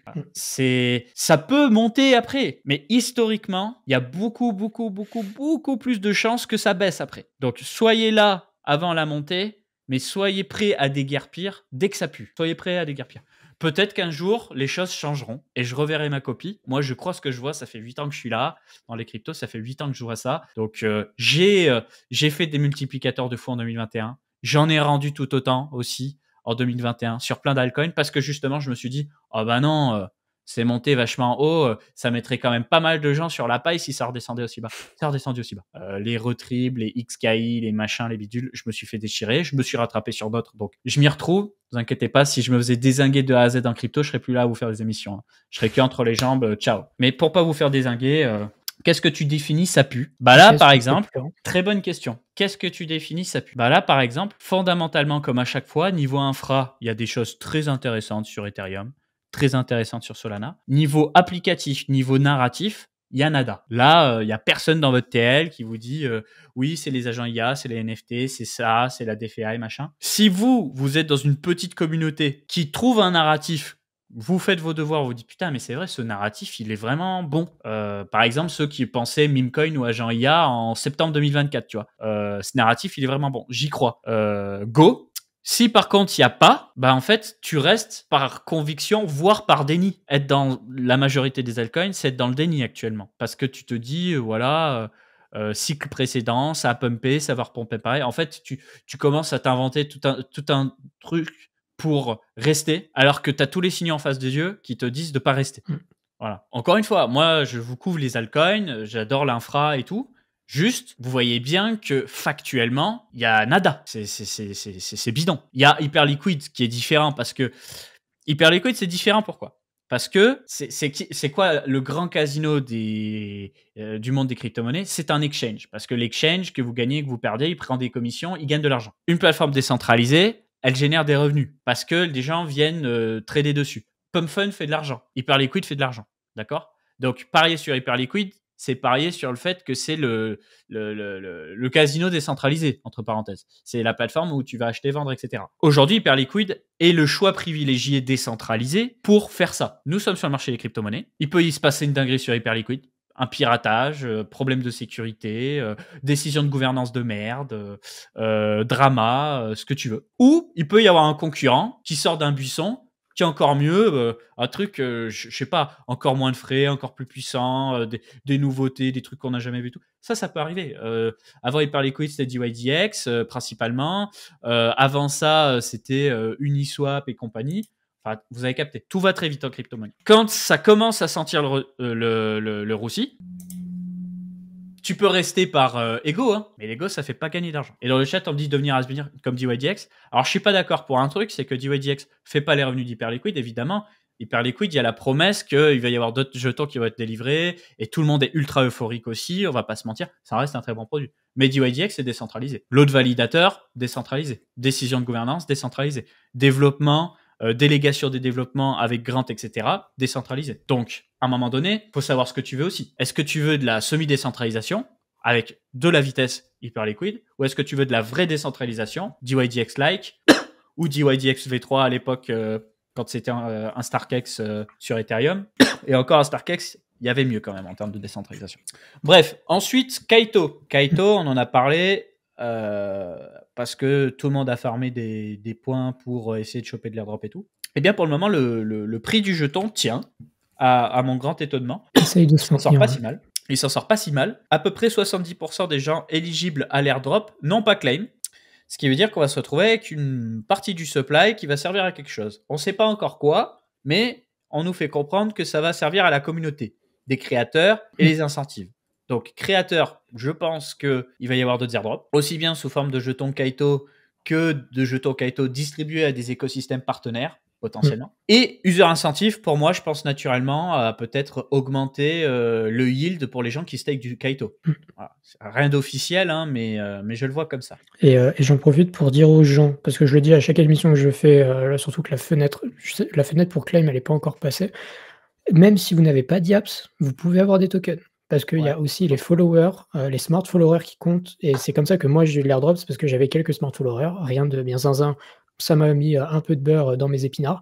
Mais même si vous n'avez pas de YAPS et que vous n'avez pas farmé les YAPS, si jamais vous avez quelques follow qui traînent de smart followers, donc disons des créateurs de contenu de manière générale. Ah mince, c'est fini. Oups. Ah, ça vient d'être fini. Bon. Bah, c'était encore dispo du coup quand j'ai fait mon émission vendredi. Bon, bah, désolé, mais Désolé. j'espère que vous avez pu claim et restez à l'affût au cas où s'il y a une deuxième vague ou quoi aux caisses. Je pense que ça arrivera.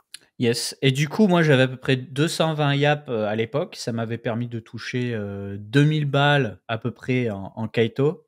Et encore, je dis ça au prix de 1,25 $, il était monté après.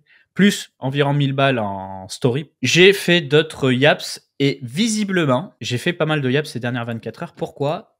Eh ben, je pense que c'est lié au fait que j'ai relayé une information par rapport à Solayer et Eclipse d'un autre compte qui a tendance à faire des analyses fondamentales pas mal. J'ai eu des follow, j'ai eu des likes, j'ai eu des interactions et tout. Et je pense qu'en fait, à partir du moment où vous interagissez avec des créateurs de tous les horizons et qui vous répondent, ça monte votre score. Absolument. Et après, ils ont leur propre algorithme qui n'est pas vraiment transparent, qui, à partir de votre nombre de yaps, de vos followers, de votre activité, va vous permettre de gagner du Kaito. En tout cas, ça a été ça pour la première vague d'airdrop. Et je pense qu'ils vont laisser planer, comme pour Hyperliquid, ils vont laisser planer pendant des mois, peut-être des années, le fait qu'il y aura d'autres airdrops, comme Optimism, qui a fait je ne sais combien de vagues d'airdrop, pour que les gens continuent de faire de l'activité pour croquer cet airdrop.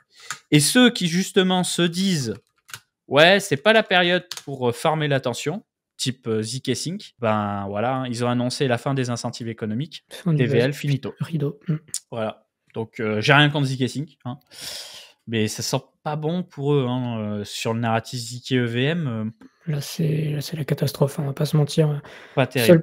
Seul point positif, si jamais vous voulez emprunter du stable, c'est là-bas que vous aurez le meilleur yield, vu que personne ne veut l'emprunter.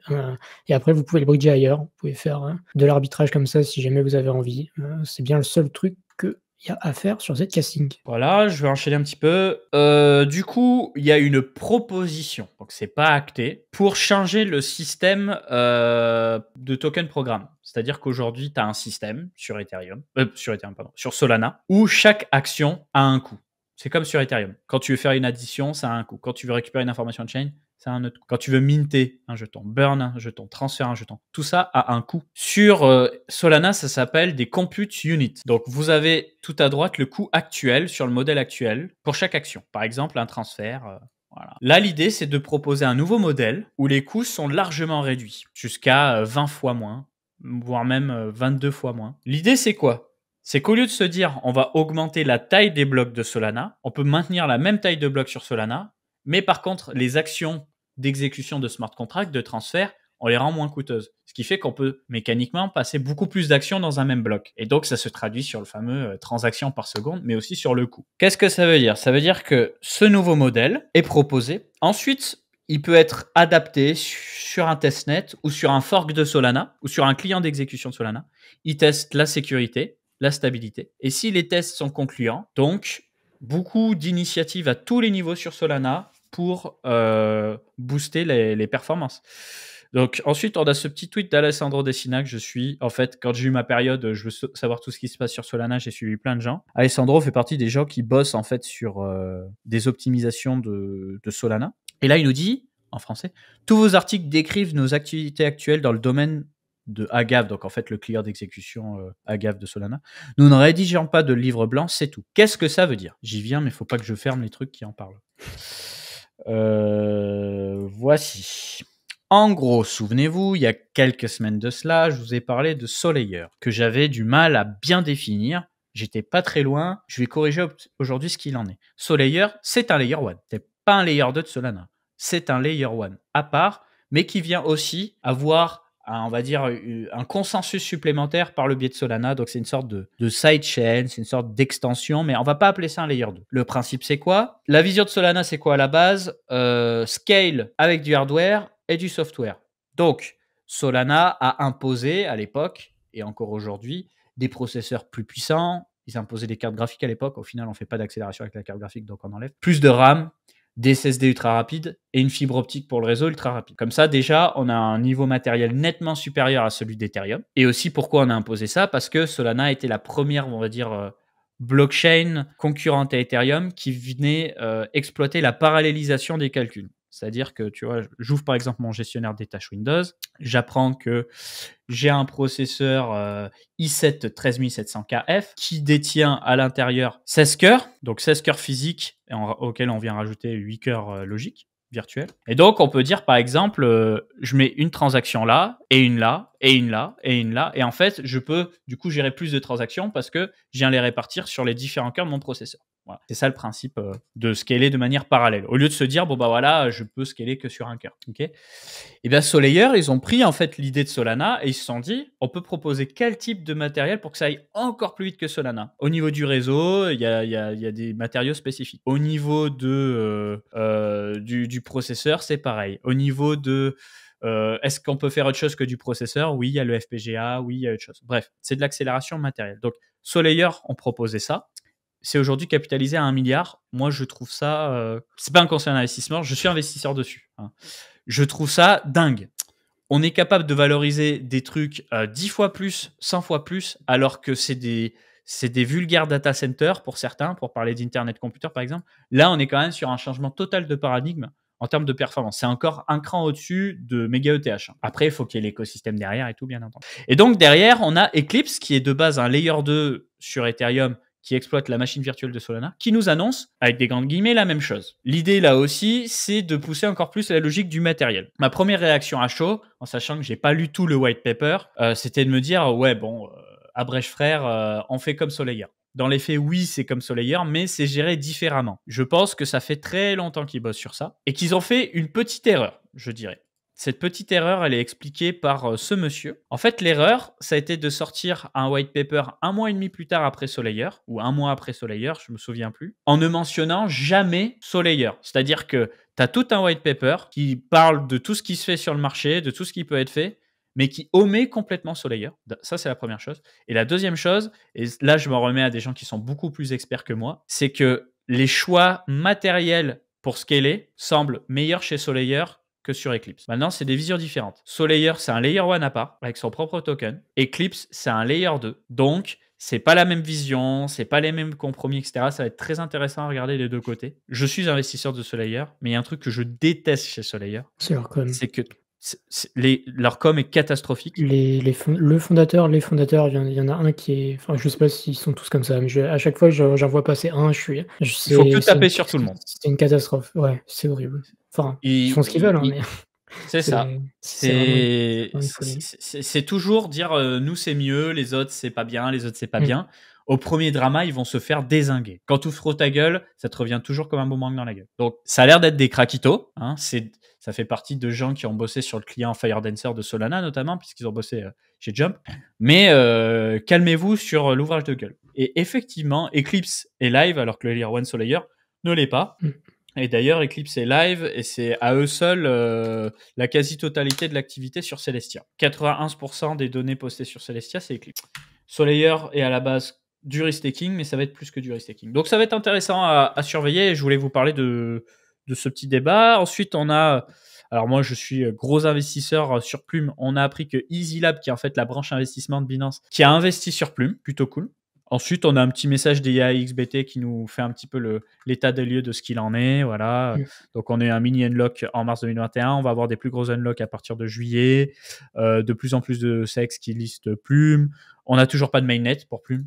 Et moi, je vais vous dire quelque chose. C'est mon bag. Hein. C'est un de mes plus gros bags. Donc, je suis cul et chemise avec le projet. Sur le marché des crypto-monnaies, quand le narratif plaît, que tu n'as pas de mainnet, c'est bon pour le prix parce qu'en fait, les gens spéculent sur le fait que ça va être un truc de ouf. Dès que le truc il sort, les gens ils se disent bah, c'est nul en fait et ça vend. Donc moi je prie ou les dieux pour ceux qui sont de religion non monothéiste, je rigole, qui ne sortent jamais le mainnet. Voilà, sortez-le jamais, sortez-le jamais. Comme ça au moins les gens spéculent parce que regarde hyper liquide, Hyperliquid sans Hyper EVM, on passe Sans de Hyper 27 à 12. EVM, voilà. Sans Hyper EVM, oh là là, Hyperliquid to the moon, Bah oui. top 4, machin. Hyper EVM Et, sort. Ah, mais moi, je pensais qu'Hyper EVM, ça soignait le cancer. Eh et ben non, en à fait. mon grand regret, à mon très très grand regret, purée. Mais oui, effectivement, surtout que Plume, il faut savoir que les airdrops sont pas claimables avant le mainnet et ce sera comme mainnet. Donc tout ça, ce sera de la pression vendeuse. Il suffit que le token sorte à un mainnet, disons, allez, 1 milliard avec un token à 1 dollar, disons, et ça va décaisser en balles. Il y a les unlocks qui commencent dès juillet pour la plupart des investisseurs privés. Mm. Même si on a déjà des unlocks dans l'écosystème, enfin dans la partie écosystème growth, et que ça, c'est une petite partie qui peut être aussi vendable, oui, vendable. Donc, pour le moment, tout va bien. Le prix s'apprécie. Ah, mais le prix est exceptionnel. Moi, je suis le C'est roi la du folie. pétrole. Faut Juste, juste, voilà, faites gaffe au mainnet. Quand le mainnet arrive, très honnêtement, j'ai un peu peur. Enfin, ça dépend de la période de marché, mais une fois que le mainnet sera parti, la première correction le token va prendre sa part. Donc, voilà, peut oh, ne pensez peut-être. pas. En tout cas, Oui, on pardon, insiste sur le bien peut-être. entendu. Mais ne Voilà. pensez pas que les arbres montent jusqu'au ciel comme d'habitude, hein. C'est ça, c'est ça, mais c'est horrible parce que nous, on bosse avec Plume, on est très proche de Plume, on kiffe le projet. Je vous dis pas le projet est nul, ce n'est pas ce que je vous dis. Je vous dis juste, on est sur le marché des crypto-monnaies Mmh. et que le marché des crypto-monnaies, c'est toujours des gens qui anticipent des trucs de ouf et Sont qui se déçoivent eux-mêmes après. Voilà. Sur tous les narratifs, c'est toujours la même histoire, ça ne s'arrête jamais. Mmh. Donc, moi, Plume, je suis trop content que ça tienne et j'espère que ça tiendra aussi longtemps que possible. Pic, c'était pareil, c'est historiquement un de mes plus gros bags, il a bien fondu depuis, hein, évidemment. Pic, le narratif, j'adore, je trouve ça ultra utile. On bosse avec eux. Il y a eu la déception par rapport à l'airdrop. Ensuite, Trump passe président. Bon, ça commence à piquer du nez sur les alts. Pic, pareil. Les gens se disent, bah, de toute façon, c'est pas très grave parce qu'en fait, Pic, pardon, on peut pas faire grand chose dessus. Ils nous disent, les gars, on va vous sortir campagne GetReal, vous allez pouvoir tester tout l'écosystème et tout. Tu testes l'écosystème, c'est lent. Les projets de l'écosystème sont pas dingues, comme d'hab en crypto, j'ai envie de dire. Là, je suis en train de taillader mon propre bag, hein. C'est juste que vous voyez bien que de temps en temps, je ne suis pas qu'un vendu. Je suis capable de vous présenter les choses telles qu'elles sont. Et en fait, c'est ça, c'est que on se hype sur des narratifs, sur des textes, sur des équipes, sur des VC, sur ce que tu veux, et que très généralement, et ça casse les couilles. T'as des gens qui se disent après, putain, mais à chaque fois que j'écoute les créateurs de contenu, influenceurs, KOL, ce que tu veux, je me fais dézinguer. Et nous, on passe pour des enculés, parce qu'en fait, on passe pour des gens qui vous gerbent les jetons dans la gueule. Moi, j'ai pas envie de passer pour quelqu'un comme ça. C'est juste qu'on est vraiment sur un marché très immature, hein. Ça ne bouge pas, et j'espère que ça changera un jour. Je vois des gens qui parlent de Nilion demain qui sort sur Binance. Très très gros projet Nilion. Alors peu couvert en France, orienté solution privacy de manière générale, un peu une grande bibliothèque de privacy. J'avais regardé beaucoup l'année dernière. J'avoue que depuis août 2024, je crois que c'est là où ils avaient fait la campagne pour une belle campagne de com. J'avoue que depuis, j'ai plus AI, regardé. Dépine. Ouais, mais j'ai beaucoup apprécié même la vision, et cetera, l'utilité du truc, ça peut être cool. J'avoue que là, de tête, je serais incapable de dire du bien, du mal. Juste, je vais surveiller. Par contre, ça fait partie des trucs un peu chauds. Je sais que ça en parle beaucoup aux Amériques, donc Mm. c'est intéressant à 65 voir millions. ouais. Ouais, 65 millions de VFDV de 400 M c'est quand ça. même pour la public sale coinlist, Mmh. sachant Le que dernier Pic round VC aussi, était à je crois. 333, ouais. Donc voilà, à suivre. Faites attention comme d'hab, les listings, ça peut vite partir et après bien dégonfler parce qu'on sait que les projets peuvent payer des gens pour, foutre des liquidités dès le lancement, se faire rembourser. On a vu ça sur des trucs comme, on avait vu quoi récemment? Des trucs comme Bera qui avait bien pump au lancement, qui se sont fait défoncer ensuite. Enfin, voilà, faut Mmh. faire attention, les lancements, c'est toujours compliqué. Faites Et gaffe à encore votre Bera s'en argent. sort bien, hein. Oui, Franchement, Bera j'aurais est pas cru, hein. propre. Mais sur le day one, il monte à 15 et le lendemain, il finit à 5. J'avoue que Mmh, et tout mmh. ça avec un peu de fait en disant: «Ouais, regardez, ils ont payé les gens, c'est 5 millions et Mmh. tu te fais refund après». Bon, voilà, faut faire Ah, attention à ce lancement aussi il y a des trucs et qui, story, ouais. pour le moment, tiennent bien, hein, post-lancement, Mmh. hein. Je suis vraiment impressionné, hein. Mmh. Mmh mh. Mais c'est peut-être parce que si on était dans une configuration de marché différente, il serait sorti beaucoup, beaucoup, beaucoup plus haut, je pense. Donc encore une fois, vous voyez, je dis les choses avec humour. J'ai du respect pour tous ces projets-là. C'est juste qu'on est sur un marché qui nous déçoit parfois. On a aussi Ecubo, qui historiquement est un DEX sur Starknet, qui s'exporte sur Ethereum, qui a sorti un airdrop avec une valorisation très, très, très, très basse. Mmh. et à l'étonnement de beaucoup de monde, et bah, on est en x6,7 depuis. Belle perf Bah, et belle donc la perf, ils sont tortue. bien rattrapés, ouais. J'avoue que, moi j'en avais eu du Equibo, à l'époque où ça farmait Starknet, feu Starknet, quand ça avait encore, un petit peu de hype, mais j'avoue que j'avais vendu et ils se sont déployés sur Ethereum. Donc en plus de ça, sur Ethereum, de ce que j'ai vu sur les agrégateurs type, Paraswap, DeFi Lama et cetera, sur certaines paires, pardon, ils Ils sont passent devant, compétitifs, ouais. beaucoup de gens parce qu'ils sont plus optimisés, c'est moins cher, il y a moins de frais et cetera. C'est un protocole qui est sympa. Après, quand tu regardes le Dune du les stats sur Dune, de Ecubo sur Starknet, c'est en berne. Sur Ethereum, ça va encore demander à se développer. Voilà, Mmh. 66 Mmh. 000 000 après c'est peu, fondamentalement, j'ai envie de dire que ça reste peu et que c'est C'est surtout correct. pricing, ouais, c'est un repricing du fait que ça valait, 10 000 000 et qu'en vrai ça valait pas 10 000 000. Enfin, Bah, c'est ça, c'est un bon produit, voilà. concurrent d'Uniswap et compagnie, et en plus, visiblement, ça je ne le savais pas du coup, ils ont une partie des revenus qui servent à buyback du jeton. Alors ils en ont pas buyback, des milliards, hein, mais quand même. Tu as 192 000 jetons qui ont été rachetés Mmh. à quasiment 7 l'unité, ça fait, plus d'1 million, hein. Bah, sur une petite market cap, oui, hein. Et les gens vont dire: «C'est C'est pas qu'un mal du million», tout. mais sur, une market cap de 66, ça C'est ça ça. co c'est relativement sympa. C'est pas zinzin, mais c'est sympa. Alors que tu as des layer one qui font même pas 1 million de fees, pour leurs validateurs, Mmh. et qui sont valorisés des milliards. C'est pour ça que des fois, c'est intéressant de doser. Tu voulais nous parler de quoi, frérot? Heu, Bah, écoute, ça fait déjà une bonne heure et demie, je vais pas rentrer dans les détails, mais Up to you. le plus important et surtout ce que je suis en train de bosser, je vais encore faire un gros pavelard là sur X et sur YouTube, un gros pavelard de macroéconomie, encore. Je peux juste vous montrer rapidement les points clés, tac, je vais juste aller chercher mon doc. Les points clés qui sont les plus importants à surveiller parce que, en fait, on parle de macro et cetera, mais même dans la macro, il y a des trucs qui sont utiles et d'autres qui ne le sont pas. OK. Je vais vous partager aussi des interviews que je dois regarder, que j'ai regardées, que, je suis en train de bosser. Tac, tac. Tu me dis quand, je mets ton C'est écran. bon pour l'écran. Donc là, c'est un peu le doc avec donc là, c'est juste les tweets, que j'ai mis en signé, mais surtout que j'ai trié pour voir un peu où est-ce qu'on en est. Le point le plus essentiel aujourd'hui et qui, dicte un peu tout, c'est ça. Qu'est-ce que Trump et Bessent veulent? Et ça va être vraiment essentiel. D'ailleurs, en fait, la réflexion, elle tourne autour des taux à 10 ans, pour le refinancement de la dette américaine. Aujourd'hui, la dette américaine, cette année, en 2025, ils en ont 25 à refinancer. C'est des, dizaines de milliards et il faut que les taux à 10 ans baissent pour que ça coûte moins cher aux États-Unis, pour que le programme de Trump puisse, en fait, fonctionner et pour ça, il y a pas 150 000 manières de le faire. Soit on envoie les marchés à zéro, alors à zéro, toute proportion gardée, mais je parle des Bien marchés sûr. actions.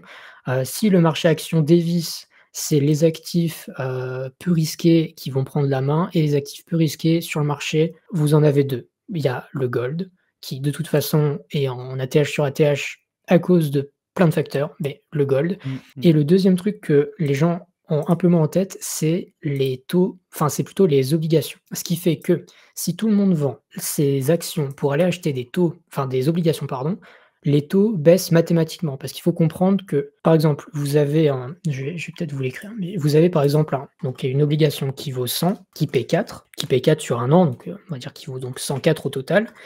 Zoom un petit coup, Si fais un petit hop, contrôle plus, parfait, tac. Si nickel. tout le monde veut acheter des obligations parce qu'il y a que ça de safe et que tout le monde se réfugie dessus et que votre bond maintenant il vaut 105, équipé toujours 4, sa valeur c'est donc 109. Ce qui fait que le rendement a diminué parce que la valeur du bond est plus chère. Non, c'est équipé 4. Genre là, c'est 104, enfin c'est 100 divisé par 4, maintenant c'est 105 divisé par 4 divisé par 105 et 4 divisé par 100, donc là ça fait 4 de rendement et là ça fait moins de 4. Donc ce qui fait que le rendement a baissé et donc c'est ce taux à 10 ans qui baisse et ça, c'est ultra essentiel parce que les US veulent un taux qui, à minima, est en dessous des 4 grand minimum et pour le moment, c'est pas le cas. C'est pas le cas et ce qu'il faut se rendre compte, c'est qu'il y a ce que fait la Fed et ce que fait le marché et les 2 sont pas corrélés. C'est-à-dire que en fait, le marché anticipe des hausses et des baisses en fonction de ce qui se passe de manière générale à l'international. Quand la Fed avait commencé à baisser ses taux, le marché a commencé à pricer des baisses de taux et après, il se rend compte que: «Ah merde, bon, on a peut-être allé trop vite», du coup, ça remonte et la Fed, pendant ces temps-là, elle n'a rien fait, hein. La Fed, je veux dire, elle est toujours à 4,25 depuis des lustres, et le marché, en fait, fait sa vie. Il se dit: «OK, bah, la Fed va couper plus». Puis, en fait, on se rend compte que la Fed dit: «Ah non, on va continuer à combattre l'inflation». Le marché envoie les taux beaucoup Price. plus haut Voilà, Mmh. plus vous couplez ça au fait qu'on a potentiellement peur d'une récession, que les gens commencent à enfin, que plutôt dans cette période-là, on commence à se dire: «Ah mais attendez, s'il y a une récession et cetera, ça veut dire que enfin, on n'est pas sûr que les taux baissent, très rapidement non plus». Donc c'est tout un bordel. Il y a le marché qui fait ce qu'il veut, la Fed qui prend pas forcément en compte et les 2 doivent être pris en compte. Donc les taux à 10 ans, ça fait partie des choses clés. Il y a évidemment ce qui se passe au Japon parce que pareil, ça c'est un excellent tweet aussi, que il y a un sujet que peu de gens ont en tête, mais c'est ce qu'on avait eu en août 2024, les carry trades. Donc c'est le fait que les taux au Japon puissent augmenter, ce qui fait que par un mécanisme mondial de gens qui vont emprunter, au Japon à des taux pas chers pour investir sur d'autres marchés, si les taux au Japon augmentent, mécaniquement, en fait, les gens vendent leurs actifs, aux États-Unis, le SP 500, les cryptos et cetera, parce que l'arbitrage, en fait, est moins juteux et on voit que, pour le moment, les taux à 10 ans sur le marché au Japon, ils sont en train de, complètement, skyrock. C'est aussi un truc à surveiller de ce côté-là. On a les impacts des tarifs qui sont à relativiser aussi compte tenu de la situation industrielle.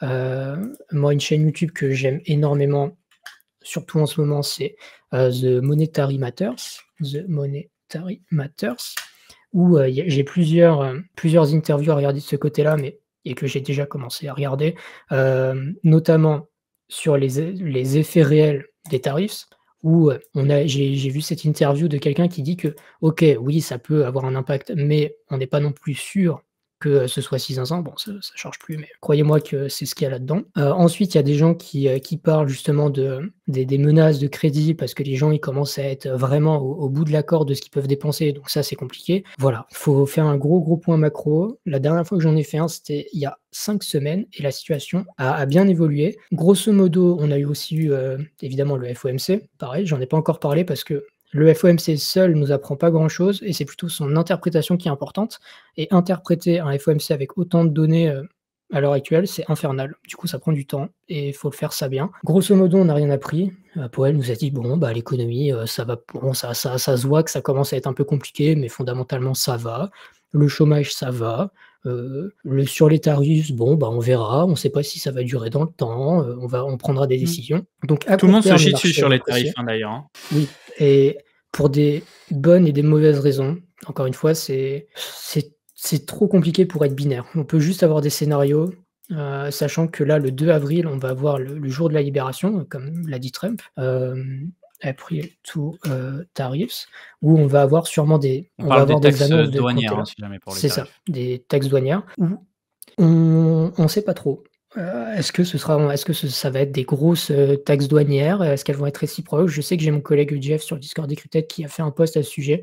J'ai pas eu le temps là ce week-end de m'y pencher. Ça encore, c'est encore un sujet. Le 2 avril, on va avoir les infos, donc on Alors va encore surtout avoir de la volatilité. qu'on parle de Trump et que Mmh, Trump peut dire tout et son contraire, à 2 semaines d'intervalle ou absolument. moins et que, la veille ou le lendemain, il peut dire: «Ouais, en fait, ça change», à sa guise en fonction des coups de téléphone qu'il a fait, de l'odeur de son pet le matin en se levant. Donc du coup, C'est vraiment ça. les gens sont inquiets parce que la logique voudrait que si les taxes douanières sont très violentes, ça veut dire que mécaniquement, les prix des produits qui sont touchés par ces taxes augmentent. Donc, le consommateur final, si tu dois payer, je vous dis une bêtise, Mmh. une carte graphique, un téléphone, un PC, une voiture, ce que tu veux, 25% plus cher, tu vas moins consommer. Donc, l'économie, elle va moins bouger parce qu'en fait, ça va pousser les gens à ne pas dépenser.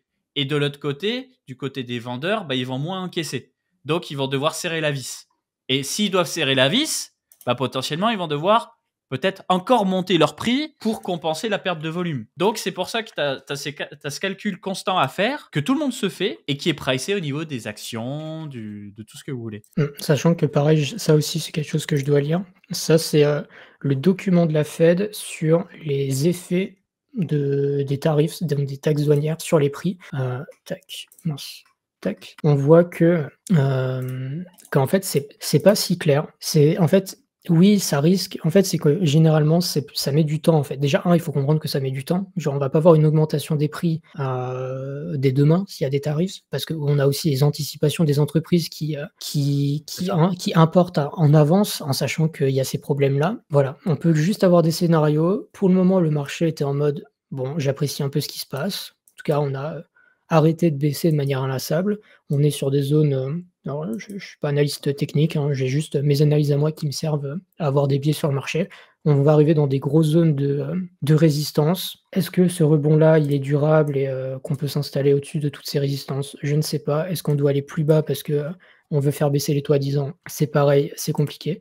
Mais, pareil, j'ai fait un space récemment avec, alors pas que eux, mais ils étaient là aussi, Finico, qui sont Ouais. des gens ultra intéressants sur le domaine macro. Je sais que tu les as suivis récemment, je crois Mmh. et Sous les conseils de Boubou, ouais. mmh ils sont ultra intéressants et justement, ça fait partie de ces choses-là où potentiellement, on peut avoir de la dérégulation aussi aux États-Unis pour que ce soit pas les spéculateurs, les gens sur le marché qui achètent les bons, pour faire baisser les taux. Je vous disais, on peut faire baisser le SP500, enfin, on peut créer de la panique sur le SP500 pour que les gens aillent vers les bonds, vers les obligations. On peut faire en sorte que ce soit les banques qui peuvent en acheter plus et c'est ça ce post-là qui résume ça, qui nous dit que potentiellement Bessent, donc ministre de l'économie américain, heu, pourrait push pour ça et en faisant des petites recherches tout à l'heure, j'ai vu que ça faisait déjà un petit moment qu'il voulait le faire. On voit que déjà ça date du 4 mars, mais j'ai retrouvé aussi des écrits qui datent, de l'année dernière, donc pareil, c'est tellement de choses à mettre en parallèle que c'est impossible d'avoir un seul avis sur le marché. De toute façon, s'il y avait un seul avis, ce serait beaucoup trop simple, et on peut juste avoir des idées. J'avoue que moi, je m'inscris plutôt dans le fait que le marché peut être relativement soulagé à court terme, mais en même temps, ça peut vite déchanter parce qu'en fait, les fenêtres positives à court terme, elles commencent à se réduire petit à petit. On arrive un peu sur les délais un peu clés. Là, on va arriver à fin mars, début avril. Si début avril, on a des taxes douanières qui sont, catastrophiques, bah, la fenêtre, en fait, elle va se refermer et dans ce cas-là, on entrera dans un ralentissement économique, Mmh. dès le mois d'avril, en fait. C'est pour ça que je pense que la période actuelle, elle a jamais été aussi cruciale, aussi clé, et qu'elle est compliquée à analyser. C'est impossible d'avoir un biais, full bull, full bear et cetera et je pense que le plus sain d'esprit, c'est d'être capable de switch de mentalité, en fait, quasiment à la news. Et c'est vraiment ça, c'est genre, bah, Ouais, la news, elle est importante par contre, ouais. c'est ça, c'est tout le mois de février, j'étais relativement, positif parce qu'on commençait à avoir des petits problèmes. J'étais en mode: «Bon, bah, on peut, ça peut bien se passer, d'ici le mois d'avril et cetera» et bah, plus en fait on avance vers ces délais et plus je me rends compte que, bah, il y a peut-être des petits problèmes parce que, la Fed va mettre du temps à baisser ses taux, que, les taux à 10 ans, ils sont toujours pas OK pour ce que, Trump et Bessent veulent faire en politique, que, pour le moment, on est dans un marché qui veut pas du tout prendre du risque. Ce qui fait que, bah, on a beau ajouter, autant de liquidités qu'on veut dans le M2, bah, cette liquidité-là, elle va pas dans les cryptos. Donc c'est pour ça que là, je vais Patience. refaire un point, patience et il faut être prêt Lisez, à switch patience. de biais, ultra rapidement et très honnêtement, si jamais on a un rebond qui est plutôt, ce que j'attends à court terme parce qu'il y a trop de pessimisme injustifié à mon sens, Ouais. surtout qu'on a des relativement bonnes nouvelles, en tout cas en apparence, que ça peut un peu soulager les marchés à court terme. Mais en cas de rebond, disons sous des résistances, on parlait en tout début stream des 90, des 95 000 sur Bitcoin. J'avoue que ce serait déjà une zone où je me méfierais et que, et peut-être que je décaisserais davantage aussi parce qu'il y a plein de choses du point de vue macro qui entre, avril, mai et cetera vont tomber, qui seront cata, que ce soit, les chiffres du chômage qui vont être de plus en plus cata, les données éco de croissance économique qui seront aussi cata. Donc, plein de choses à surveiller et bah, faut vraiment que vous soyez à l'affût en tant qu'investisseur. Pour le coup, c'est vraiment un deuxième travail à temps complet là, d'investir dans un marché quelconque. Bah, moi, de toute façon, personnellement, vous le savez, je suis overexposé aux altcoins. Je suis quasiment enfin, ouais, je suis que sur les cryptos, donc overexposé aux altcoins. Donc, bah, mon plume où je suis sur un beau multiplicateur, je vais en décaisser petit à petit parce que j'ai encore longtemps. Pic qui reprend des couleurs et bah, tant mieux. J'ai eu un tout petit unlock au TGE, je crois de 7,5% du total. Je vais commencer à avoir des pourcentages chaque mois à partir de, je sais même plus, d'ici quelques mois maintenant. Donc pareil, le pic, l'idée c'est d'en garder évidemment, mais dans tous les cas, moi je suis nettement au-dessus de mon investissement de départ, donc je vais en décaisser évidemment. Je ne suis pas toujours pas rentré sur le Solana. Voilà, j'ai toujours mon Ether et en fait en ce moment c'est le wait and see. Pourquoi? Donc là, je parle que pour moi. C'est comme quand Picsou, il vous dit, moi, je vends parce que j'ai fait machin truc. Il faut aussi, ce que je vous dis, c'est pas un plan général et de toute façon, même si ça en était un, chacun a ses convictions. Moi, j'ai un média crypto. Donc en fait, automatiquement, le fait d'avoir un média crypto, c'est quand même le fait de croire aux crypto et d'y être exposé. Parce que des fois, on est payé par des projets ou on peut investir dans des projets, etc.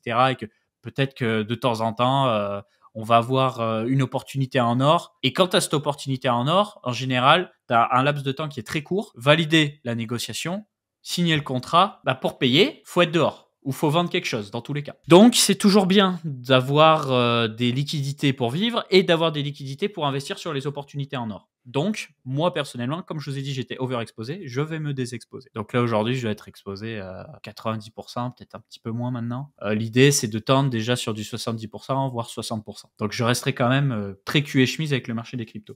Mais en fait, j'ai pas le choix. Et puis, peut-être que les choses vont évoluer dans les semaines, les mois qui vont arriver. De toute façon, quand c'est ultra bullish, tout le sens, parce que tu passes d'un pessimiste de fou à du vert partout, et tout le monde te dit, mais en fait, c'est évident, regardez, c'est vert parce que Trump va devenir président, ou je sais pas quoi. C'est assez évident. Ce qui est moins évident, c'est combien de temps ça monte, et jusqu'à où ça monte. Donc en ce moment, vous l'avez vu, c'est un peu la zone où on sait pas trop. D'un point de vue politique, c'est pareil, géopolitique, c'est pareil. On a eu la période de la peur, maintenant ça devient un petit peu plus clair. Au niveau Europe, tu comprends vite que Macron nous vend la guerre pour surtout vendre des armes et que la France est un des plus gros exportateurs d'armes du monde. Donc, on a tout intérêt à ce que les gens aient envie de s'armer et surtout de s'armer français. Voilà.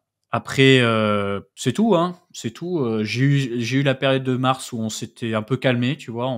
Je tweetais moins crypto, etc. Parce que quand c'est comme ça, par expérience, je suis comme ton collègue Jostar, tu vois. Historiquement, je suis tout le temps tête dans le guidon, en mode mais pourquoi vous inquiétez? De toute façon, c'est un marché de fou, donc ça va repartir. Oui, ça va repartir. Mais à quoi être contre le vent avec des gens qui font des chasses aux sorcières, qui sont pessimistes, qui s'en battent les couilles des fondamentaux, patati patata? Tu sors des bangers, tout le monde s'en fout parce que les gens, ils ont la tête ailleurs.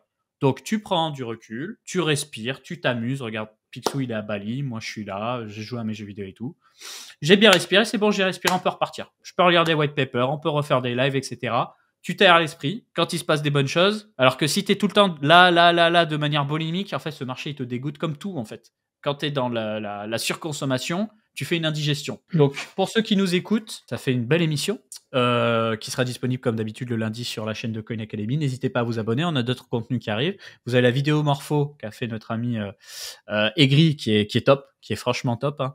Naturellement, on a d'autres vidéos qui vont arriver sous peu sur différents produits, des formations également. Et puis, mot de la fin, moi j'y crois. Hein, à terme, ce marché, j'y crois. C'est juste qu'il y a des moments qui te font douter. Et quand il y a un doute, des fois, pas de doute, plutôt que s'obstiner. Et toi, du coup, petit mot de la fin peut-être?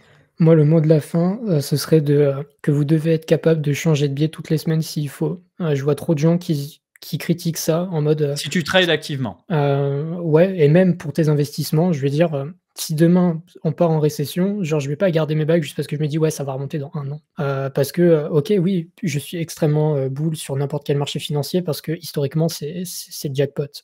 Sauf que entre le moment où tu te prends une récession, une crise et cetera et où c'est ce qu'on risque fondamentalement en 2025, enfin c'est pas juste en mode: «Oui, c'est la récession» comme on le dit chaque année, c'est fondamentalement, je pense qu'on n'a jamais été aussi proche de la catastrophe pour de vrai.